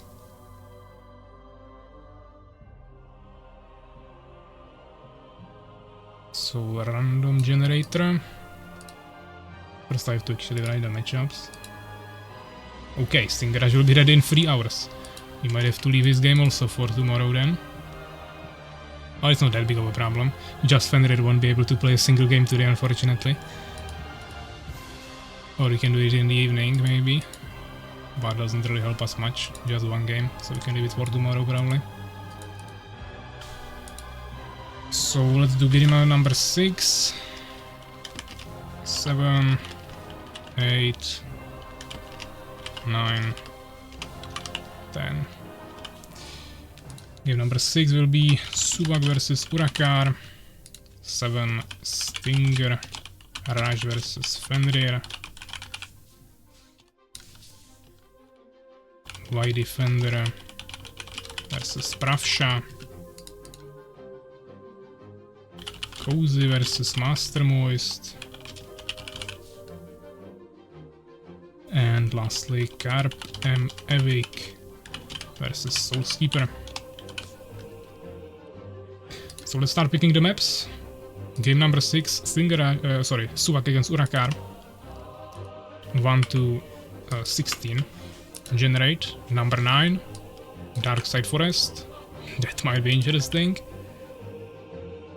That's a map Urakaar knows, so that might be helpful. Number 5, Ohana. Number 7, Terraform. Oh no, okay, he's not satisfied anyways.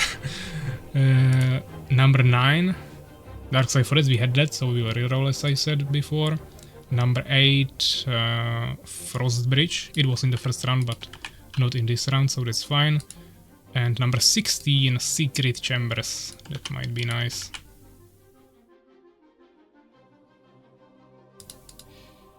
So yeah, this is the maps. Once again, we'll do a quick screen. Not 5. Just so it's not confusing, I will screenshot only the games that actually matter now.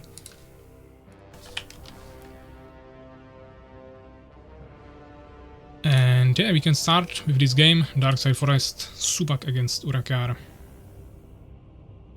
What the fuck is this map? This is the original map from Black Hole, Soulskeeper, but you received the map pack, so you can go study it before you play. So yeah, Suwak, Urakaar, and we are playing Darkside Forest.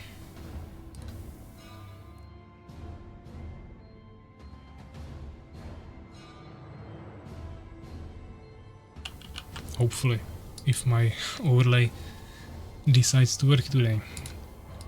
Okay.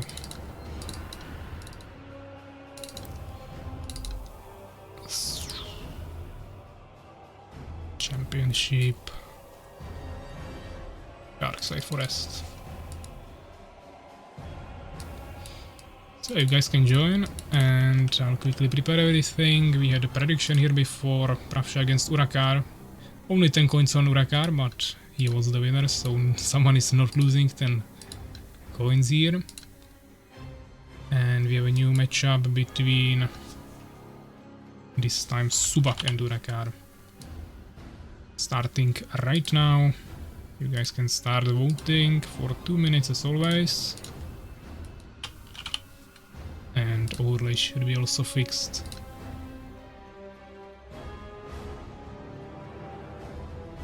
Both players in the lobby, both going for a beast, both for the green color. This will be really funny to recognize who is fighting who. We might have to turn on the allied colors.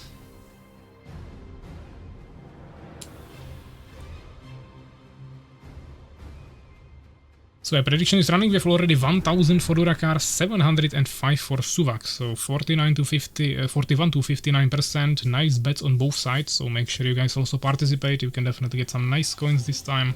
1 more minute remaining, and let's go for a nice ready check. They are actually both ready. Okay, I don't even ready check it then. Let's just stop the music. Good luck, have fun.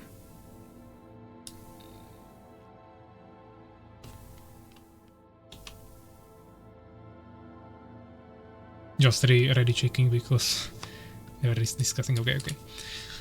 So looks like Urakaar is actually in the end going for Empire, so we won't probably even need allied colors since it will be Empire against Beast, so we can at least recognize the units by the race of each player.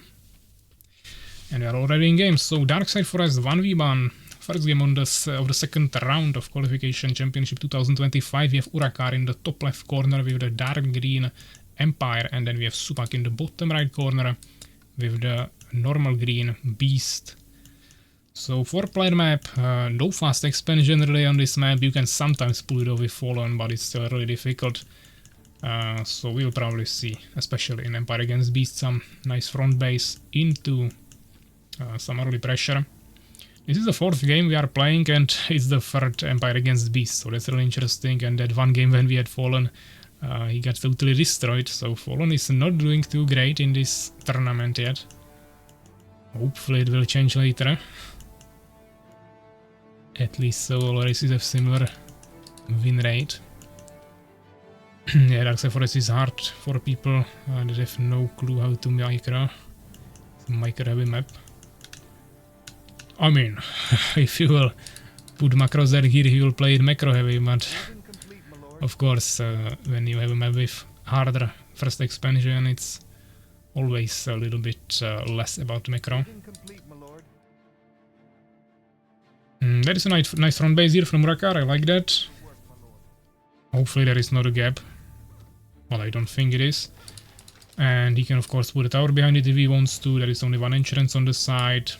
The farm is kinda safe. You could still harass it from here with maybe some ranged units. But definitely not as beast. Yeah, maybe with trolls, but I don't think goblins. So this is pretty safe. And if you put a tower there, it's even more safe. But Urakaar is preparing something here. If he goes for fast expansion, I'm not sure what he wants to get from that. But Suwak is making like ultra late arena. So we'll see. Okay, Urakaar is playing like the most risky game he could be playing. He doesn't even have the swordsman there to protect it. So this is gonna be really interesting. Immediately scouted. Will he cancel it or not? I don't think he will. He'll probably wait for the swordsman to come back. And Suwak already started Goblin Hunt, so I think he will just go for a push. I think if he didn't start this and Urakaar would immediately already have the swordsman here and maybe even be building a tower with another villager, I think Suwak would maybe also try to expand to match it. But currently he's probably pretty confident he can push this. And he's definitely in the position to push this. Now there is the tower and the swordsman, but this is around 30 to 40 seconds late. So this minion already got a decent value, slowed this down by a lot, and the tower is nowhere near being finished and upgraded. It should be already upgrading at this point for it to have a chance. And Suwak is actually even bringing his minion. He just wants to straight up rush this before the tower actually finishes, which I think he will succeed in. He's producing everything while still having decent income. Tower is gonna be finished now, but not upgraded yet. You will need to start repairing this. Just stop building the town hall, yeah, no reason in that. There is 2 swordsmen, which won't be enough. Focusing first the peasant, so there is no repair. The second peasant is low HP and also out of position. Tower won't get finished, and it wouldn't be even enough damage probably immediately to stop this anyways, so yeah. This is just completely stopped. Urakaar doesn't have another tower here to fall back on. And now he's 10 population behind. Has 2 swordsmen. And this is probably GG. Warriors will just push through this, yeah. This works against Stingers, but not against Beast Push. Urakaar is on 800 gold. But it's 50-50, so chance of win for Urakaar must be same. It doesn't seem like it. But I mean, of course, he played like ultra bad here. He just completely threw it. Playing such a risky move against a top tier player who will, of course, scout is basically suicide. As I said, if you played more defensively, not go for scouting with swordsman, which doesn't do anything, but actually defend it and start the tower like immediately, he would have it finished there, and potentially Suwak maybe would also go for expansion and he could get to macro game. Question is if he actually wants to get into a macro game against Suwak. But not sure. I mean, this is of course lost at this point.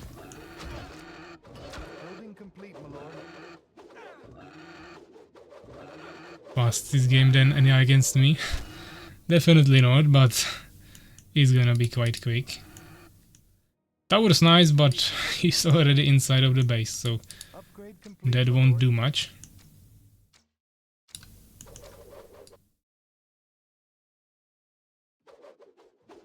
Well, I guess at least it was quick. Definitely.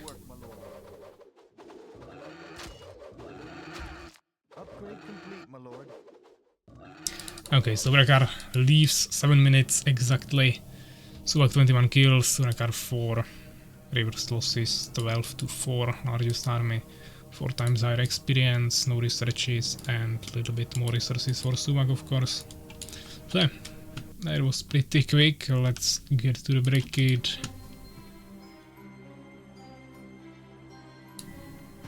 First game of the round, number 2, Suwak 1-0. Do you know how to play on any map? Okay, so Stingarash is not here, these two guys are not here, so we have 2 more games. We have White Defender Prawsha and KaerbEmEvig Soulskeeper, so whatever you guys prefer first, I don't really care. Actually, yeah, White Defender was saying he's not gonna be available, I think. I mean, he will be, but later. I believe he said something like that. Or was it him? Not actually sure. Yeah, 15:30, but that's in like 10 minutes. So if he's not here yet, he should be here for the next game at least. So we can probably do Prawsha, I mean, KaerbEmEvig Soulskeeper first.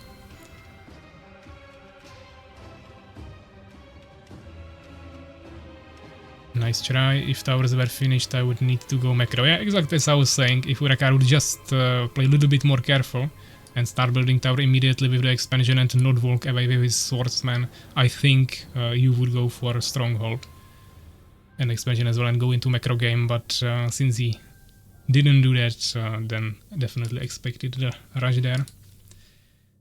But yeah, let's go KaerbEmEvig Soulskeeper, which should be game number 10. And that is Secret Chambers.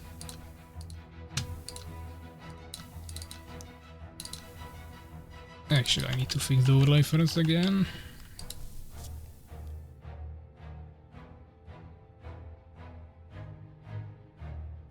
Towers with Empire are slow, totems are faster, but I want to scout with the swordsman. You didn't need to scout, you went for expansion, so you don't really care that much what's happening, and if you would be scouting, you should be scouting with a peasant. Swordsman was there to protect the base, that's why you went for the barracks before the expansion. He was lucky to find exactly my peasant with his. I didn't have the resources for the towers earlier. I mean, when he was already attacking the expansion when he found it, you had multiple hundreds of resources, so you could have definitely started it faster than you did.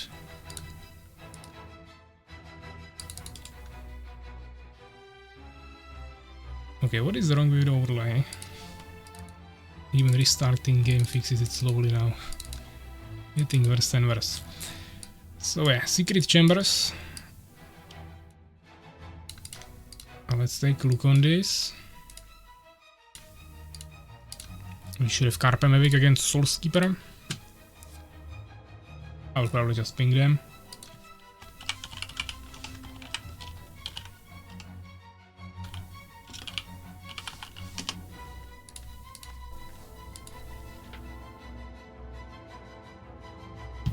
Okay, they are both here.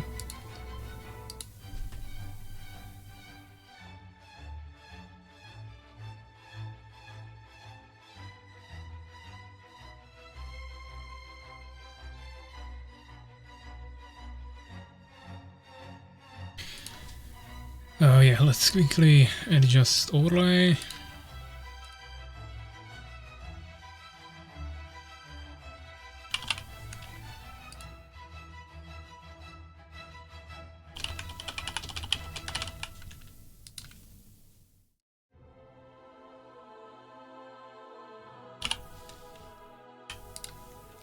KaerbEmEvig against Soulskeeper.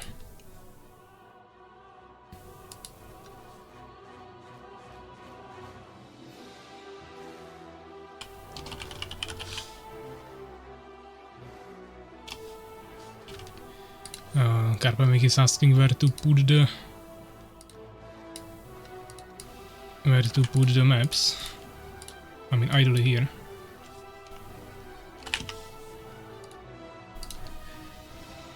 But yeah, I mean, at least I can make the prediction. In the meantime, we had exactly 50% for both players, 3,700 Norn coins, so that was a nice prediction against, I mean, in the game, Suwak against Urakaar. Fortunately, it wasn't too long game, but At least we had a nice prediction. So yes, Suwak a winner there, and new prediction.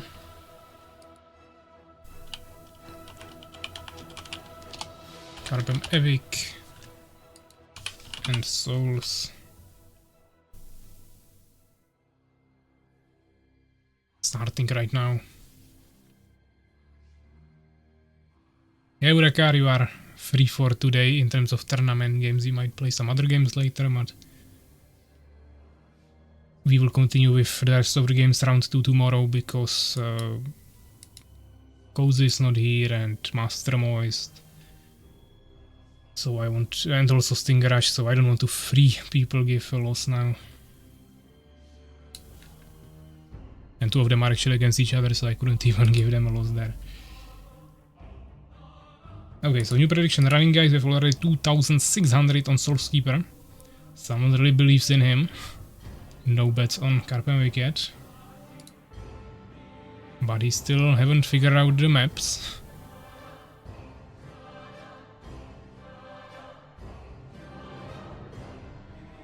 I mean, I told him you should put it here.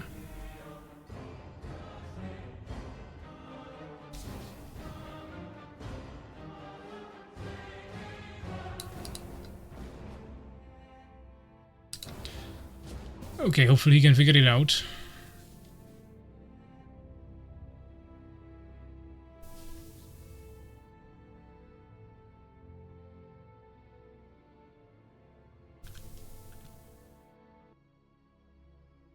Pretty more seconds for the prediction, still nothing on the side of Evig, but we still have almost 3,000 on the side of Soulskeeper.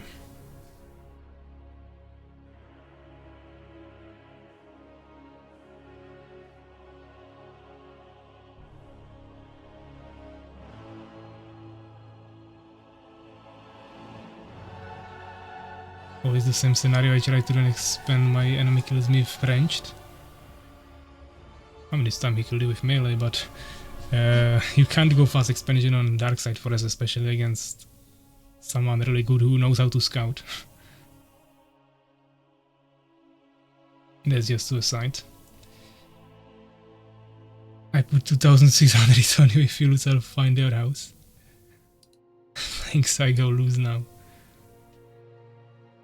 It was fast expansion. If it would be slow, you would already have a tower there finished and upgraded before you started the expansion. Or at least an army to protect it.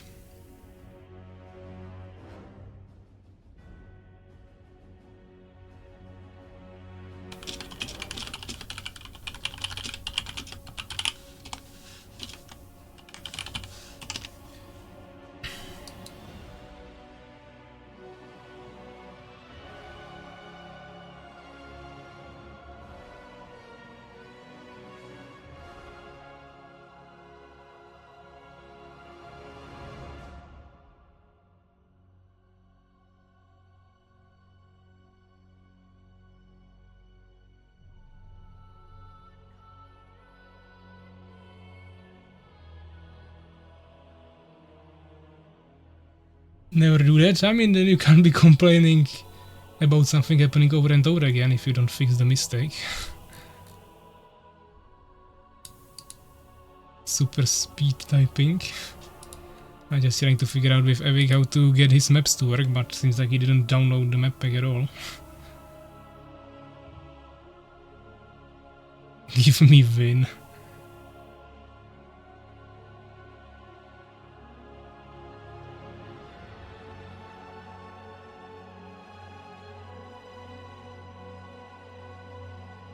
I guess prediction already ended. 500 on KaerbEmEvig, 2,600 on Soulskeeper, 16 to 84%. And he's finally here, okay. So, ready check. I also did not download the maps. Yeah, Souls, but you have like super fast internet, so of course it will download for you. We don't expect problems with your internet at all. Okay, let's stop the music.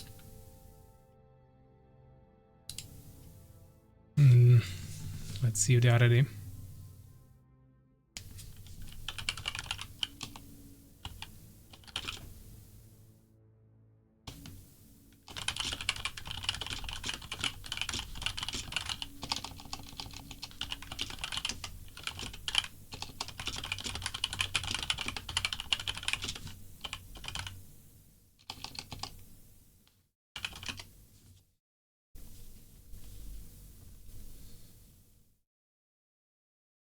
Yeah, it looks like KaerbEmEvig had only the patch map pack and not the tournament map pack.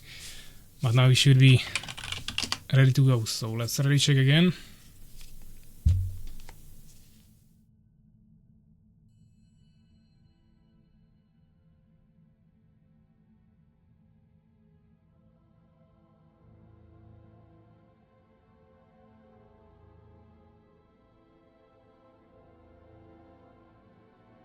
Not sure whether I got the map patch map pack, thought it was tournament one. Okay. So yeah, looks like Soulskeeper is staying on Empire. And KaerbEmEvig is going for random this time.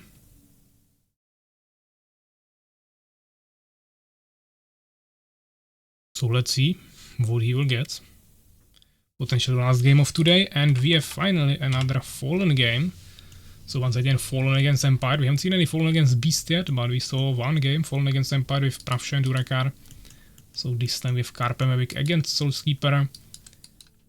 This is a original map from Black Hole, but it's the only map actually in the whole map pool of the original maps that is not in the skirmish folder, but you actually have to go into custom, and that is only observer version with 12 slots, but still original maps. Just a little bit differently placed there, that's why some people might not know it, but we already had it in some previous tournaments, so it's not anything completely new. It kinda offers a safe expansion potentially with one entrance here, but you also have entrance from the underground, so it's not definitely too safe. You also have another expansion option in the underground, but this base doesn't have any gems, so that's not as strong. Then you have these mineral fields, but you can only get there with air. And then there is this, which is pretty useless. So multiple options, but usually you just want to get this because that gives you all resources. You don't need any arcs or anything to get there, and it's not that difficult to protect. I mean, you need to take care of the entrance, but this will be still the main path enemies will be taking, and you can always just defend on the expansions and not in the entrance. Oh, waiting for other players.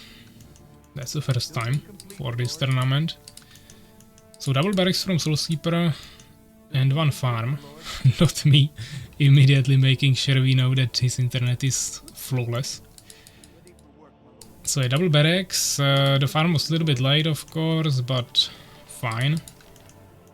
But he made them too early, so he still couldn't start the double swordsman production immediately anyways.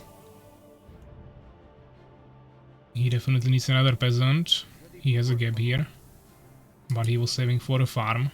Too early now. The build order is definitely not polished, but it's a small adjustment that could make it just like 5-10% more efficient. Stinger already here, but there is 2 swordsmen, so won't really do much. Incubator, not the perfect position. Could be here for faster wood gathering or here on the top. Here you have to there is no trees here, and here you have to go around the James mine, but most people don't really place incubator in good positions for wood gathering, just somewhere as a research building. Tower, I mean, not really necessary yet, but of course if there will be spitter harassment, it will be really handy. Soulskeeper going fast tier 2 without doing full saturation of gold and wood yet.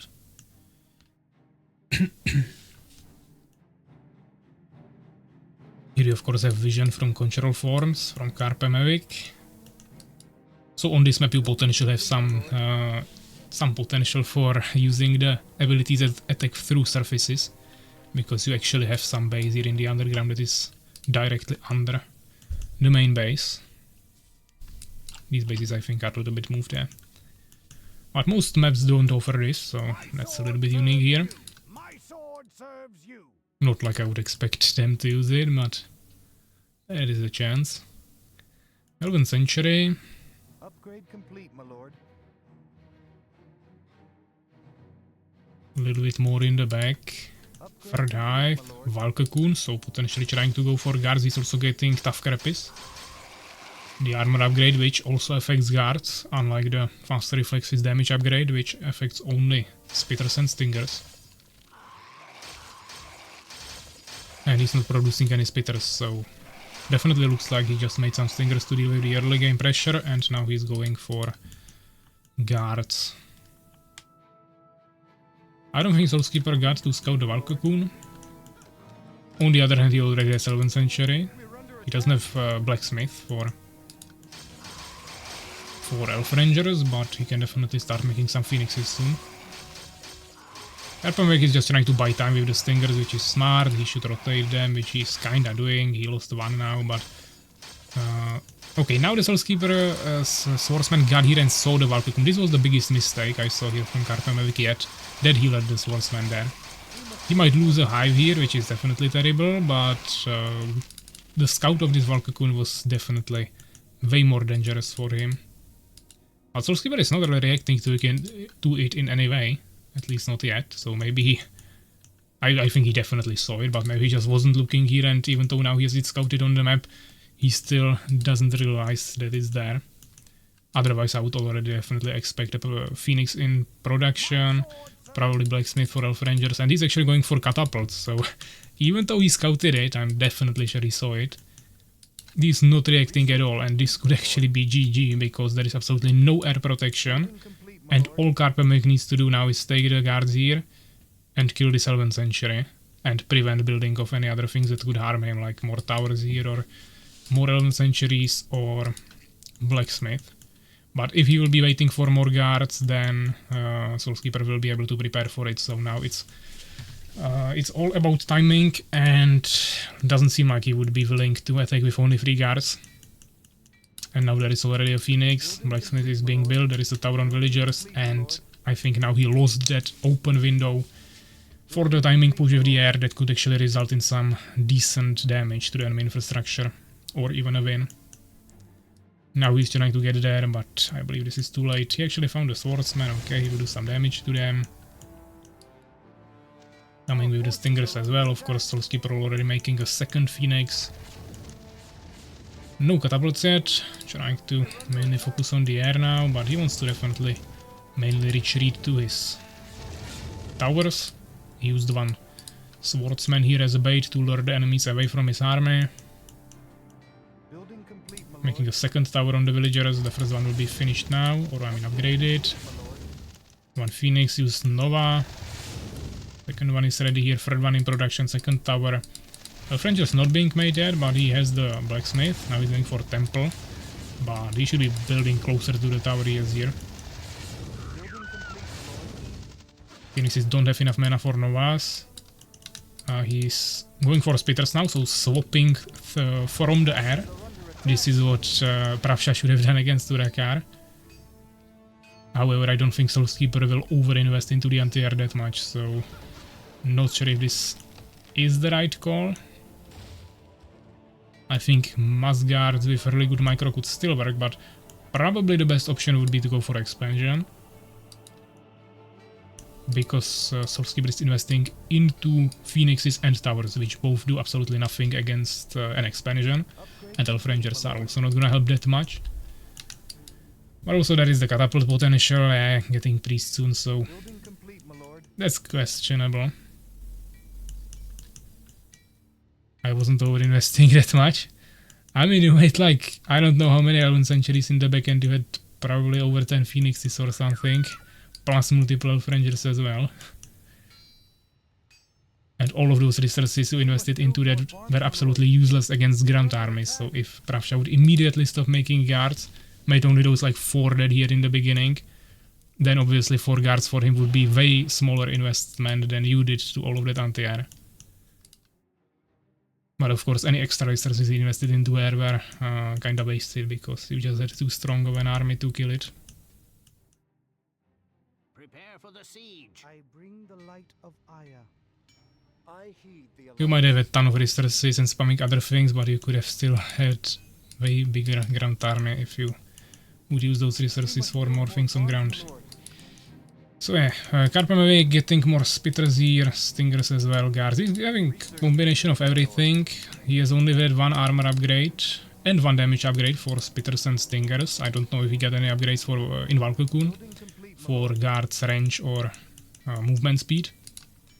But Soulskeeper is preparing a 5th Phoenix, plus he has some Elf Rangers, and at this point it's probably not worth it anymore to go for guards, which he's not really going for, so I think he's doing it right. But Spitters are definitely a really good counter to this. There is only the 1 catapult as a threat, which can get probably killed by all of these Stingers or even the guards. The priest as well, and then he just needs to kill it with the Spitters with focus firing and kiting. Should be still pretty doable. Second catapult is not in production yet, both pairs staying on 1 base. So he press 1 swordsman here. I would expect patch rolling between the 2 bases. For now he's staying only in the underground, which is without the gems, so that's less likely to see an expansion there, I would say. KaerbEmEvig lots of resources, maybe he wants to expand, or he's saving for new buildings. He got Soul Trap here. He's also getting Metamorphosis, okay. I don't like that. There is so much anti-air that if you go into air with these Stingers, you are just unlocking the opponent an extra opportunity how to one-shot your army. So I would definitely avoid this. I mean, you can of course get into the air, drop here and then run.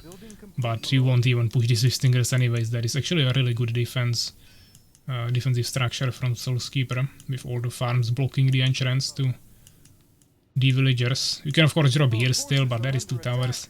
Not ideal. Definitely wouldn't go Metamorphosis here. Front Reformer, he still has some building space, but I guess he wants to slowly start transferring towards the expansion. Soulskeeper making an expansion now. There is some guards coming from bottom. 1 tower here, 2 towers here, okay, lots of towers. Which is smart against Fallen, always with Empire. 1 more priest. Research complete, my lord. This was 1 damage upgrade for Elf Rangers. Actually, second one already, second one. Nothing for melee units yet, but now he's getting the Iron Sword. So getting everything on defense, on offense. All the damage upgrades for both units. KaerbEmEvig distributing it a little bit more. 1 and 1, now getting the second armor upgrade, so he's prioritizing the defense. 1 Phoenix here, he saw the guards, had mana, didn't cast Nova. Taking some damage now, but he can heal up really easily. There is the Stingers in the middle. Swordsman Scout escaping through the underground. Soulskeeper on tier 2, getting another farm. KaerbEmEvig is ahead in population by 12. Vengeance Hall from KaerbEmEvig.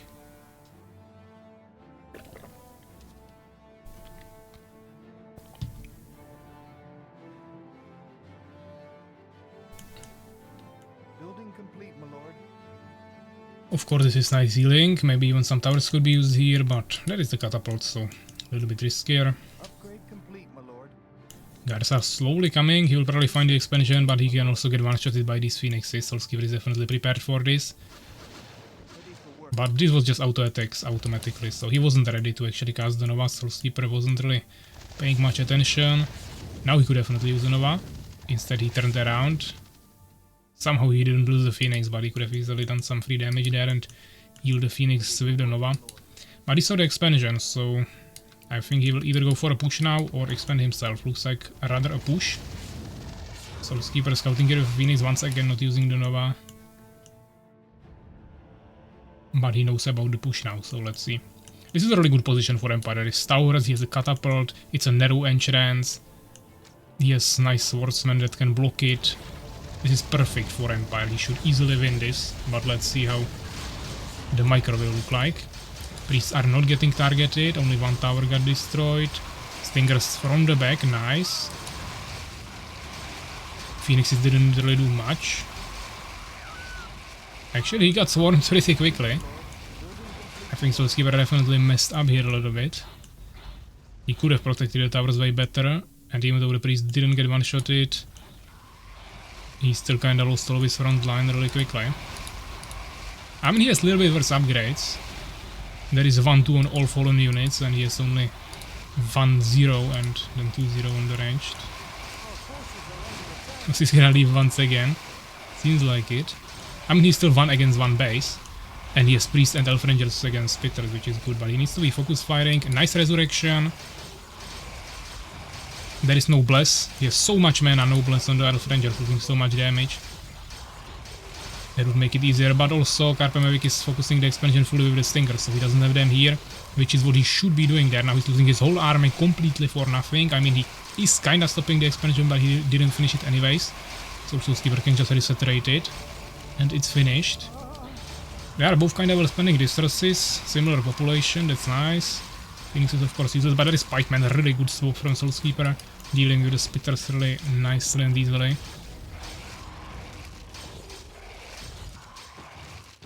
And Soulskeeper managed to repel this. He's now 10 population ahead. KaerbEmEvig didn't expand behind this push, he's just spamming lots of Spitters. Oh my god, man. But Spitters are not that easy to push against this. Elf Rangers are actually really good against Spitters, especially if you combine them with Priests, and Catapults are also really good. So to actually counter this, you want to get like 15 Stingers quickly with these Spitters and then swarm it. But he's not doing that. He of course can't go gas because of the Phoenixes, and here he's just kinda getting one-shotted. But yes, the resources. Soulskeeper doesn't seem like he will be pushing, so I think expansion would be also a good move here. But looks like he will be just full investing. He's going guards again, even though he knows about the Phoenixes, and there is also Elf Rangers with really good levels and supported by the heals, so definitely really don't like it. Of course, Soulskeeper will now start spamming Pikemen, but that wouldn't be that big of an issue if you would get the Stingers there. Stingers actually take less damage from Pike damage, same as Pikemen, 75%, so they are actually pretty decent against them, and you can kill them in the meantime with the Spitters. And as I said, it would also deal with the other units that are weaker against Stingers. He definitely cannot go Avengers from one base, he would make like 2. But he's 20 population behind, his expansion is getting resaturated. 4 barracks, no upgraded ones. Getting first armor upgrade, so he will be 1-1 soon. 2-0 on Elf Rangers. 1-2 on the other units, yeah. Still not sure about the Valkycoon upgrades.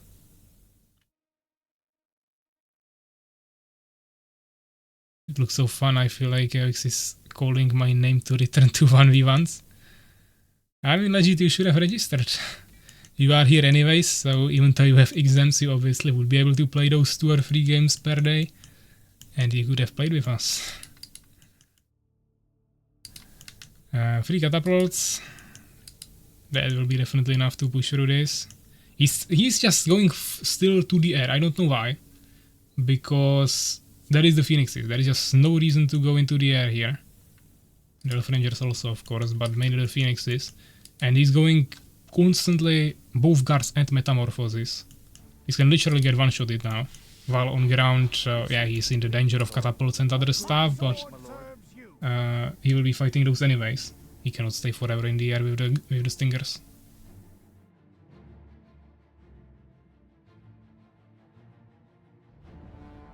Guess it after will be match versus KaerbEmEvig, and the feeling is gonna go away.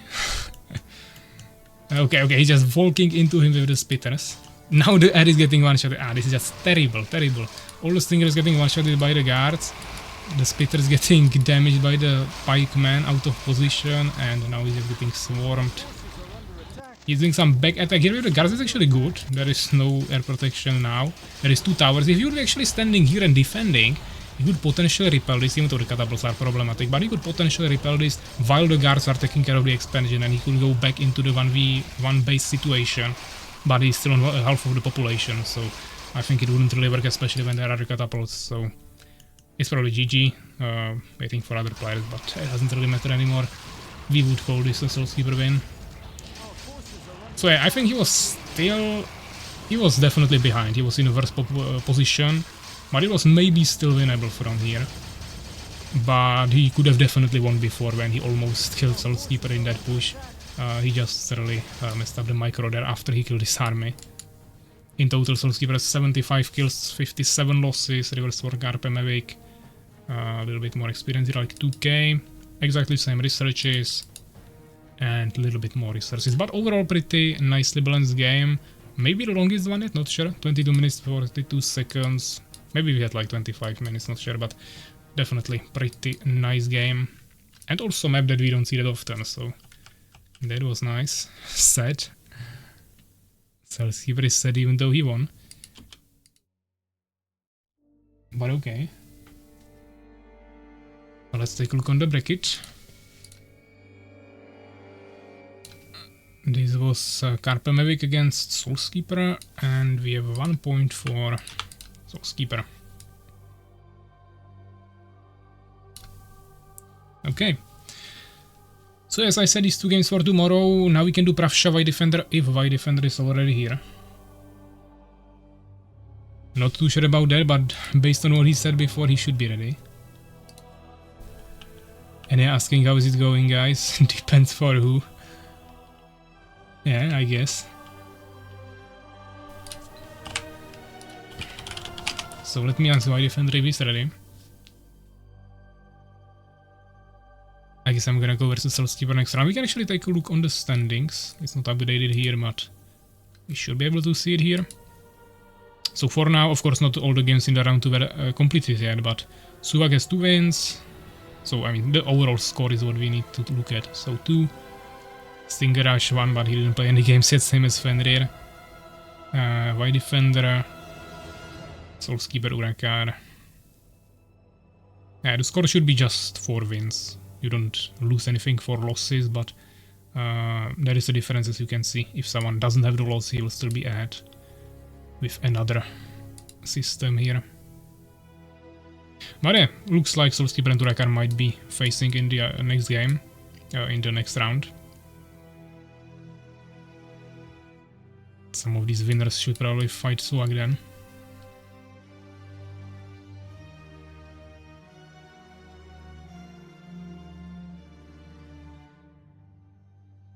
Nice one, Souls.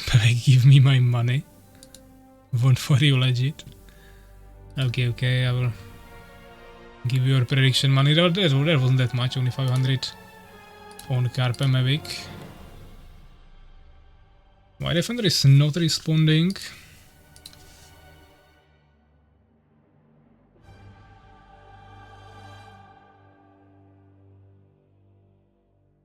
At least not yet.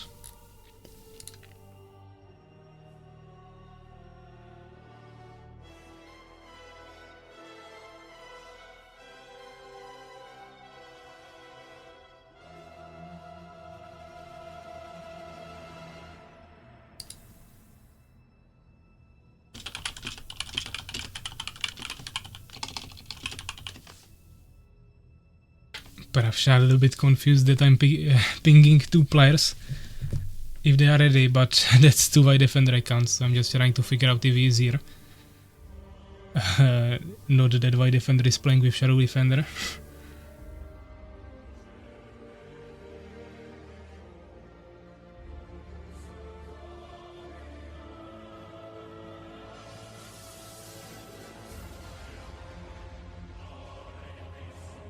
I mean, we can also leave this game for tomorrow. It's just that White Defender said he would be ready, like 1 hour ago to 30 minutes ago. We can do 1 other game, potentially. Either team game or kill the spider or something, CTF, I don't know. And maybe he will come in the process, or we can just end it here and continue tomorrow. Anything is possible.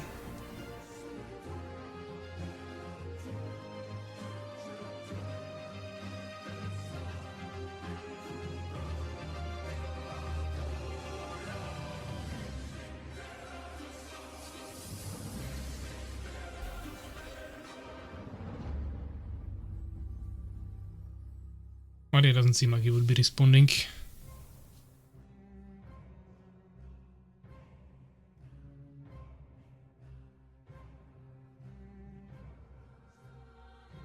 Let's play more and wait for White. I mean, we can play more of the tournament because now we are waiting for people that will be available tomorrow, but we can go play something else in the meantime. I don't know how many people we have. For Spider we need 4. For team games we can go with 6 or 8. Northern Strike is 4 as well. CTF 6 potentially.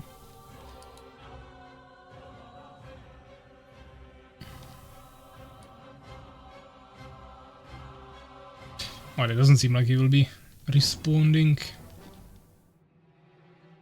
And CQ had said he will be ready in like 3 hours. He said it like an hour ago, so we definitely are not waiting for that. And both Master Moist and Cozy are not here.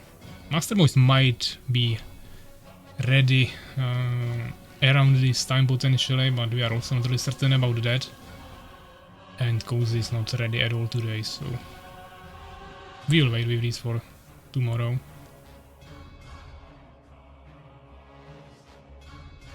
Archer's firewall on individual speeder saved me and also Phoenix is tanking. Yeah, I mean, first of all, KaerbEmEvig definitely threw there when he pushed through your 2 towers and your whole army. Then he just totally messed up with his micro, but even after that he saw you had like multiple Phoenixes still, and he was constantly trying to bring his stingers into the air and also produce more guards. So yeah, definitely also bad army composition later.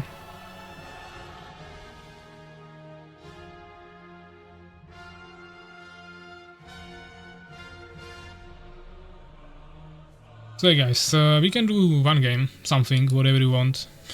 As I said, I don't know how many people we have.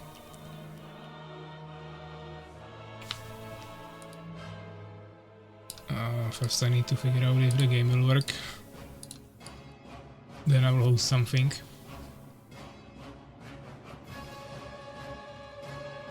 I don't really like to do this as I post the games, of course. I mean the streams later on YouTube. And if it's a tournament stream, then there should be only tournament games ideally, but since we need to wait anyways, it's probably the easiest solution. I thought I could expand. Yeah, I mean the expansion wasn't like a terrible decision. But of course he didn't have expansion, which you probably knew because you had some scouts there. Or I mean you had one sportsman in the underground, but I think you also checked later the surface as well. So the expansion wasn't like completely off decision, but definitely there might have been also safer options. Okay, so let's just probably host some team game app.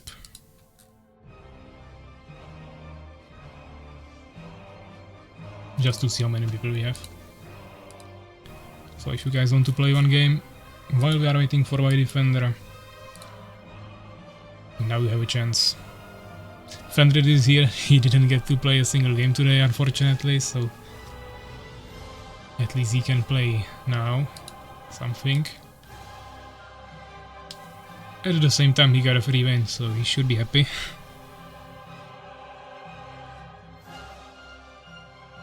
Tomorrow he will play with CQ.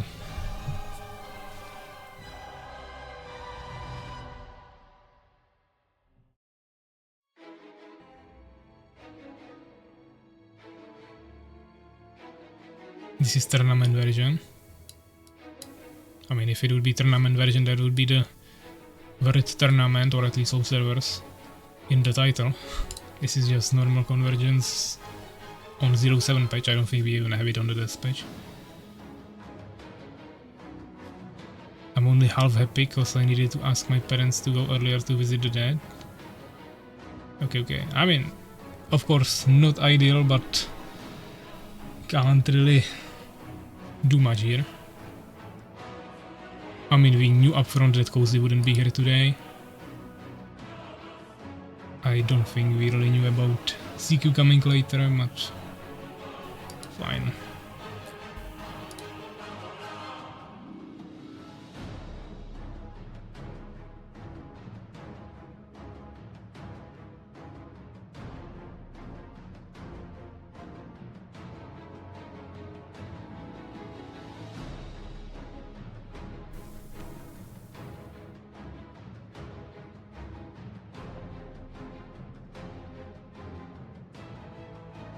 Suwak is going on some fresh air, will be in 1 to 3 hours, okay.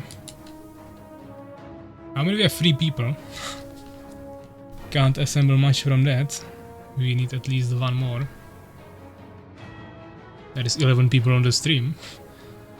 So don't be scared to join, guys. It's a tournament stream, but this game is open for everyone.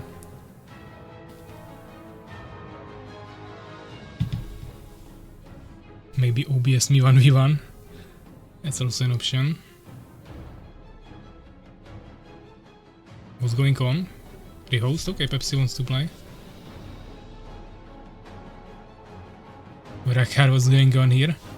Looks like Urakaar didn't go record his StarCraft. Wanted to end early, but he's constantly writing in chat. But yeah, we are playing bigger game now, at least one. Waiting for White Defender.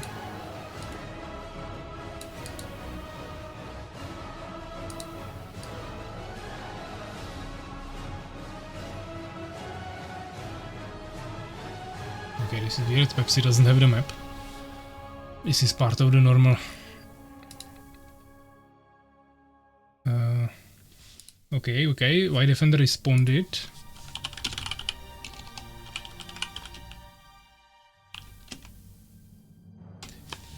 He's saying he's at his grandma's. Took longer than expected. So I don't think he will be ready today anymore. But we can still do one more. I mean, one community game and then end the stream. Doesn't really matter. But okay, we'll just transfer it to tomorrow. Which means we'll play 3 more games from round 2 tomorrow. And I would like to finish round 3 as well and play some games from round 4. But at least we will finish round 2 and play games from round 3 that we can. We'll see how it will go. I mean, as I said, the goal is probably around 6 rounds. If we can complete almost 3 this week. Next Saturday I probably won't be available, but we'll play on Sunday. So that would mean we would probably finish the latest at like 15-16. So in 2 weeks from now. And then we have 2 more weeks, 22, 23 and 29-30. For the top 8, so should be really doable until the end of the month. What's next Saturday? I believe we'll be celebrating some birthday or whatever.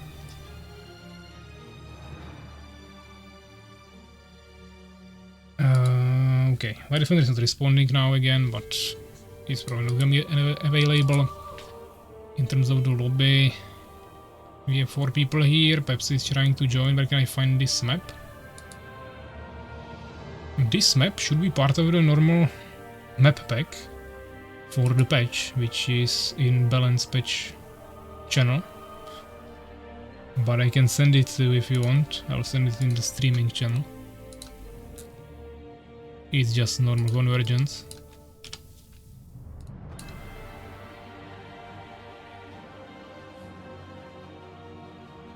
Next Saturday we'll do a night stream. I also had that idea that we could potentially go for an evening stream.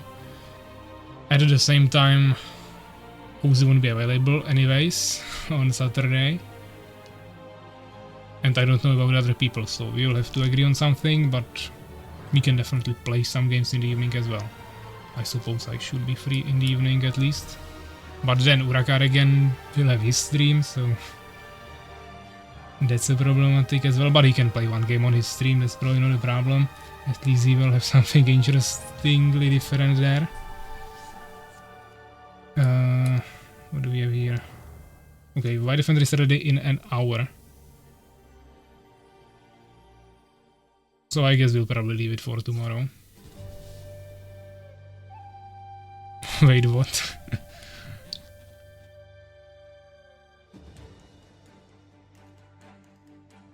Okay, Pepsi is here.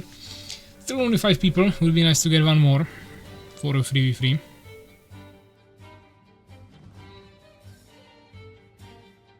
Let's play an hour, then White comes. I mean, it doesn't really change anything. we can just play the game tomorrow, it doesn't really matter.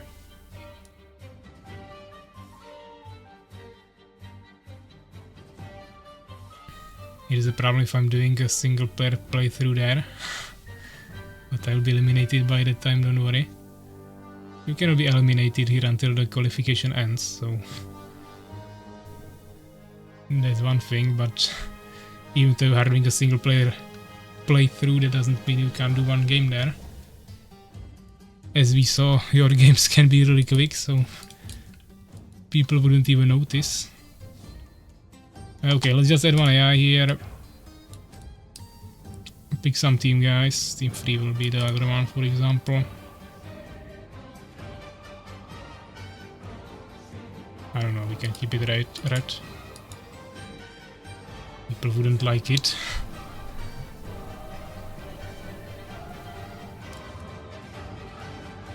Then we will have to cancel our stream probably.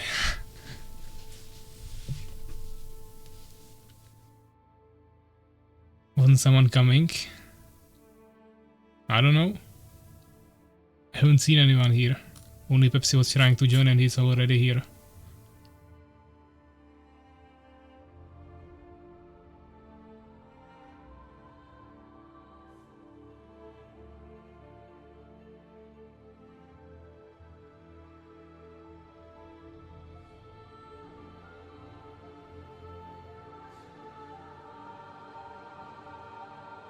I mean, Prawsha is not online anymore, so maybe when he saw the situation with iDefender, he is not here anymore anyways. But I guess we don't have more people, so let's just ready check. We can stop the music.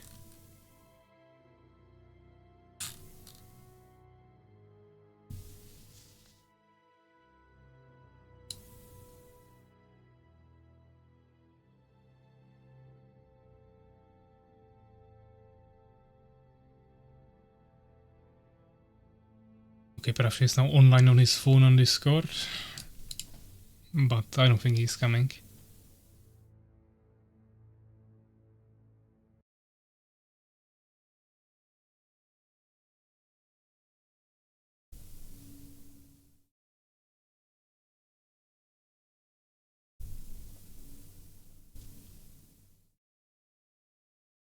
Okay, now KaerbEmEvig is saying he might not be available tomorrow, but we will see. Who is ready? Pepsi, Solskipper, Urakaar, Fenrir, that's everyone. Okay, good luck, have fun, let's go. 3v3, Fenrir and Urakaar against Pepsi, Solskipper, and very hard AI. We play random, we got Empire.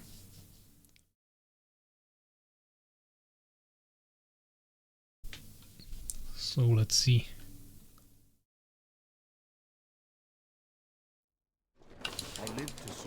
We are on the bottom side, Urakaar on the top right corner, Fenrir right next to me.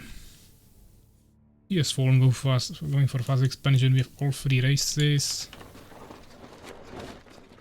Ready for work, my lord. I am here, my lord. What needs Okay, let's do some early front base, why not?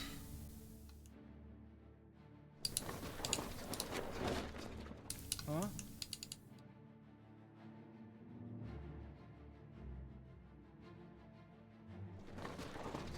What needs to be done?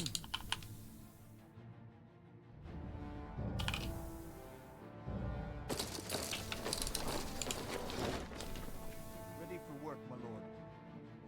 There is not enough gold, my lord. There is not enough gold, my lord.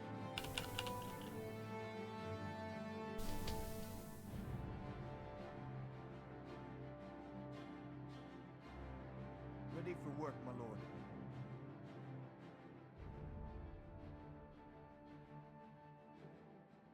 Building complete, my lord. Huh? Okay, let's focus a little bit. We might as well scout him. Get some super groups there. What needs to be done? I live to serve. I am here, my lord. And we get Solskipper here, also Empire. Building complete, my lord. Also front base. What needs to be done? And also no expansion yet. He's going double barracks. That is a little bit bad ping. Actually quite a lot bad ping. Our forces are under attack. What needs to be done? I should be able to defend this with a swordsman. I am here, my sword serves you. We're under attack. Excellent, I live to serve. Let's do it. Good idea. Ready. Huh? Yes, sir. I live to serve. I am here, my lord. Okay, we'll need some other resources as well. What needs to be done? My sword serves I live to serve. Huh? Good idea. Will the work never end? I await your command. Sir, on my way. Even double barracks, but I think he'll still try to make an expansion. Okay, I'm getting rushed by the AI? And tower rush? Okay, I guess I need some assistance, guys. It's not looking good. Skipper just thinks he can freely tower rush me. I have to show him that's not how it works. On my way. What needs to be done? Ready. Lead the way. Yes, sir. On my way. Okay, both of my allies are fast expanding, so I guess I can play on one base for a while. Lead the way. Okay. On my way. Sir. I of course want to get priests. I am here, my lord. Good idea. Oh, Pepsi with like million stingers. On my way. Going straight for Urakaar's economy.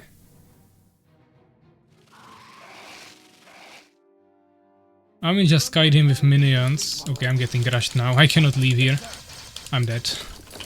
I should not have left to go help you. But I mean, the AI is just fighting under towers, so it's not that big of a deal.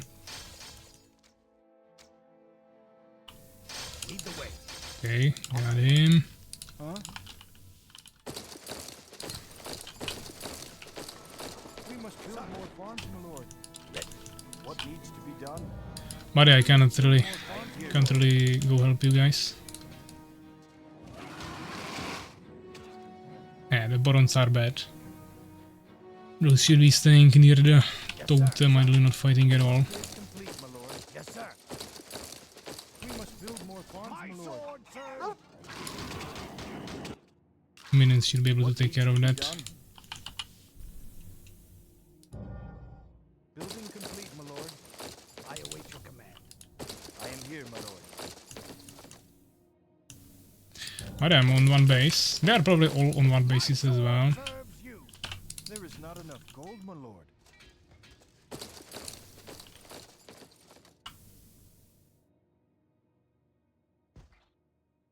I think Pepsi will go fast guards, so soon we'll need some anti-air.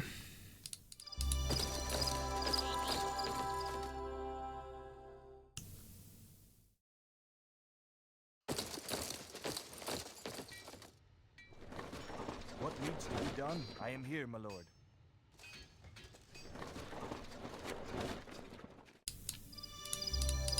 Building complete, my lord. What needs to be done? There is still the AI somewhere with a huge army. Pepsi attacking again, but Fendrid is protecting. Research complete, my lord. I live to serve. Let's do it. I am here, my lord. Good idea. Sir. Okay, now the question is what do we do from here? I still don't have much of anything. Will the work must build more farms, my lord. Must build more farms. We can do that. I mean, this is a really risky move, but we can try. We must build more farms, my lord. Okay, there is my Phoenix. I need to see what they have. Who needs healing? There will be the AI army somewhere for sure. Okay, maybe not. Yeah, it's maybe worse than I thought. Farms, my lord. Soul Keeper has 4 swordsmen, that's all. Maybe the ice on the other side. He's spamming towers like crazy, definitely as an expansion. Yeah. I should also make one at this point. My lord. I am here, what needs to be done? Okay, so Soul Keeper is playing ultra defensively, he has no units. Perhaps he's getting pushed by Fenrir. And I don't know where is the AI. I'm ready to attack, but I would kinda like to know what they have approximately.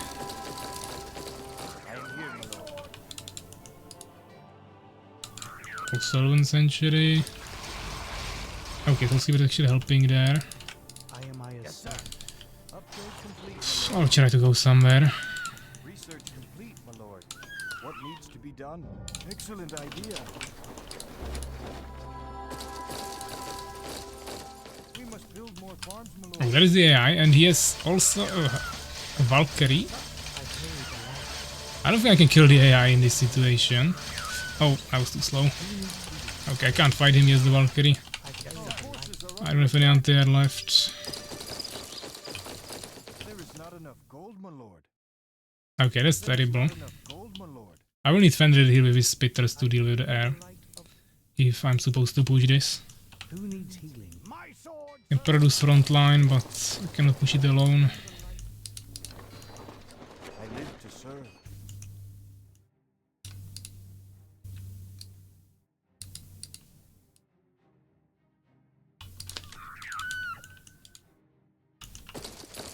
I carry the light. We must build more farms, my lord. Yeah, we can go. Who needs healing? I am Aya's servant. I have resurrection, I don't have much mana, but something. I will go Soul Keeper. I don't think the AI will come to help him when we have so many units. Who needs healing? He should be just dead here. I mean, he has so many towers, but I will probably tank it. Yeah, just go, target them, focus fire the towers. I carry the light. Unless he focus fires my priests, I will be fine, and that shouldn't be happening. I'll micro them in the back rather. Nah. He's screwed. Huh? What needs to be done? Good idea. I am here, my lord. I live to serve.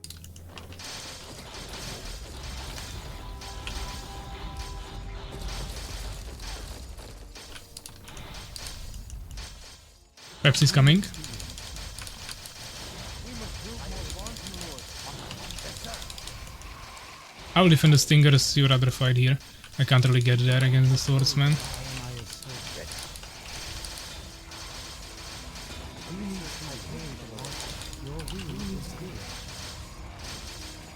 Okay, yes, catapults everywhere. It's also not ideal. We're under attack.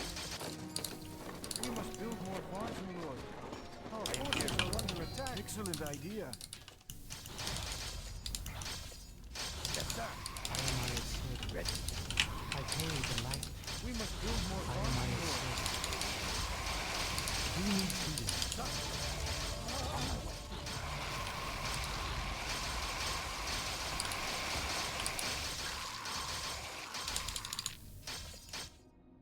Yes, sir.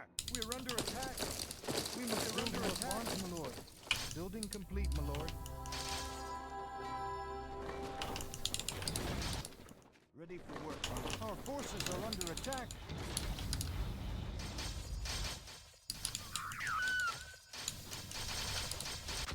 Oh, the AI is attacking on Urakaar. I haven't seen any army from Urakaar yet, but he's investing into his dinosaurs again, probably. I am Aya's servant.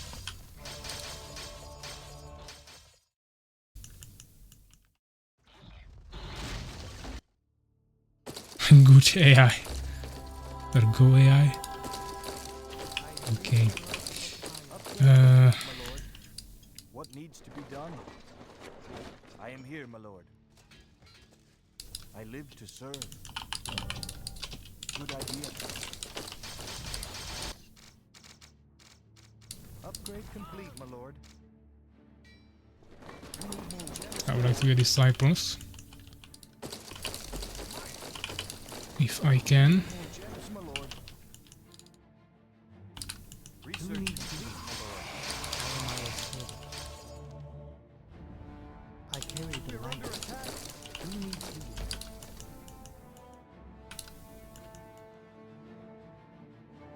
I await your command. Yes, sir.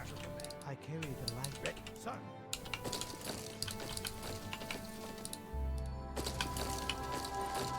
Our forces are under attack. Who needs healing?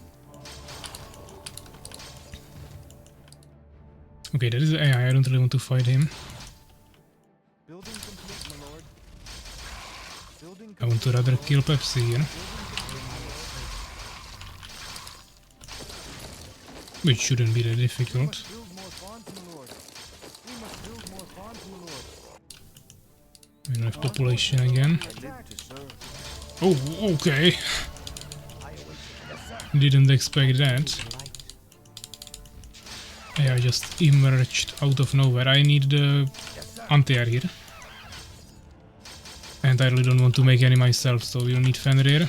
Or maybe Urakaar has something already. Yeah, he has some air himself, so should be able to take care of few AI Valkyries, hopefully.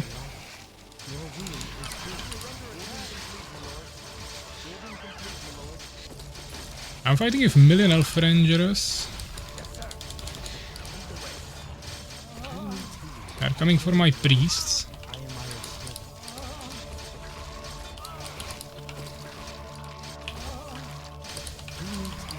What do I mean? Do we really care? Swordsmen just kill everything. This is disgusting. Research complete, my lord.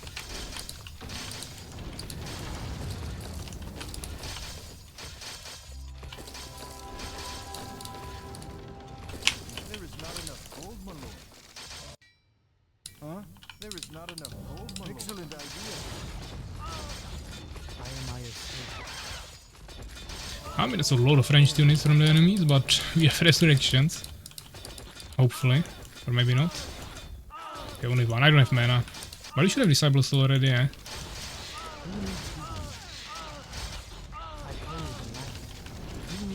Unfortunately, I still don't have much mana.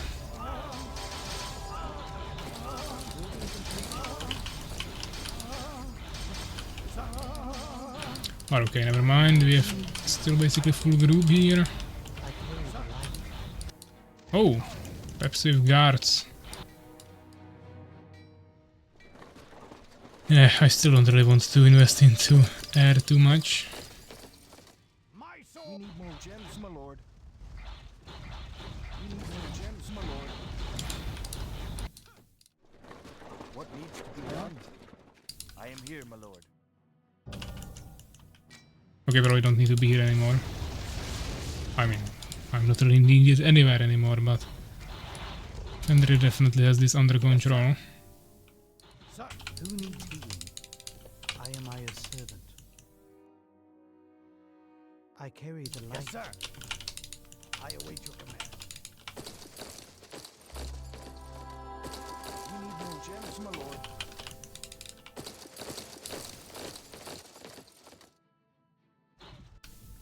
Huh?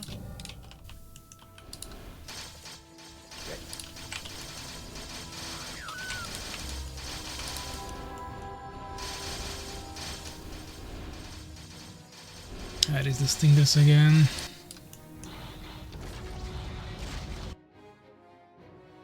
Oh, we actually didn't finish Soul's Keeper. He has like 50 million towers there. I left Fenrir there. I thought he will finish it, but didn't expect that many towers there, of course.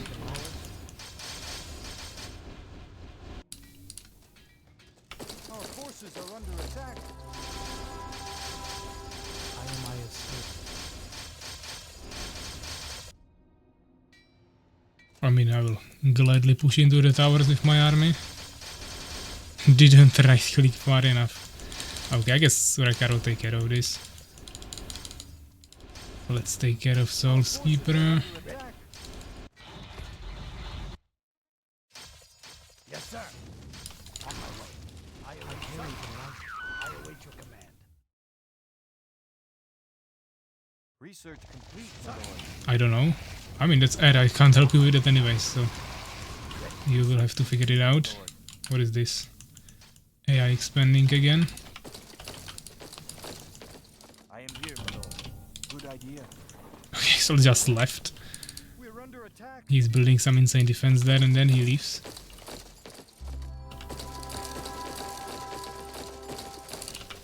We must build Trees more would help. guns, my lord.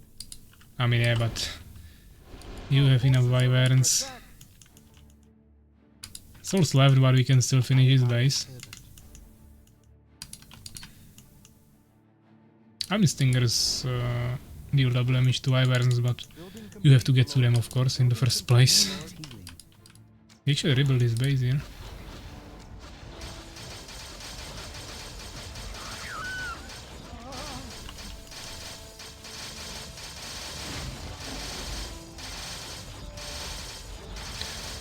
The Stinger bonus damage against big air is usually only useful against like beholders when there is no stalkers to protect them, or you already get into some decent range. Let's see how many units we lose here. That will definitely boost Soulskeeper's stats a little bit in the results.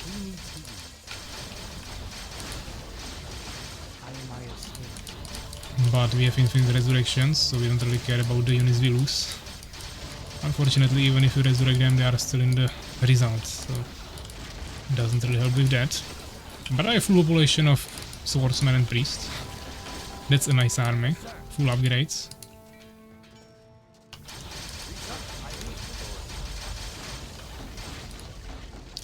GG. So that was quite interesting. Fender did most kills, then Urakaar, then me. Then the enemy team. So Skipper 22. 26 largest army, okay. 11 researches. But of course Fender had way more researches, yeah, he fast expanded high plate on one base and Urakaar got rushed, so we were a little bit behind. So yeah. Nice game.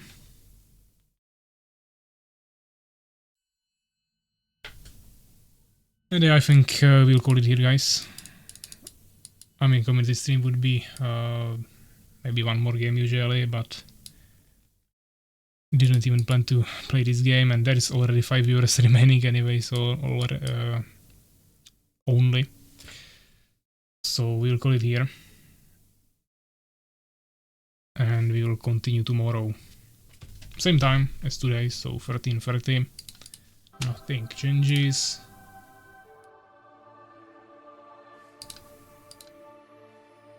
And yeah, we can take a look one last time on the bracket. So this is what we ended with in terms of standings. This is how it's looking like. Suwak first currently. But we have to look at the first 5 positions. It doesn't matter if you are first or 5th. These 5 people are these 5 positions are currently the ones that you care about for getting to the next round, of course. But for that we need few more rounds, of course. So yeah, thanks for guys for showing up, for playing, supporting the participants with some predictions and stuff, and I will see you tomorrow same time. So yeah, take care guys.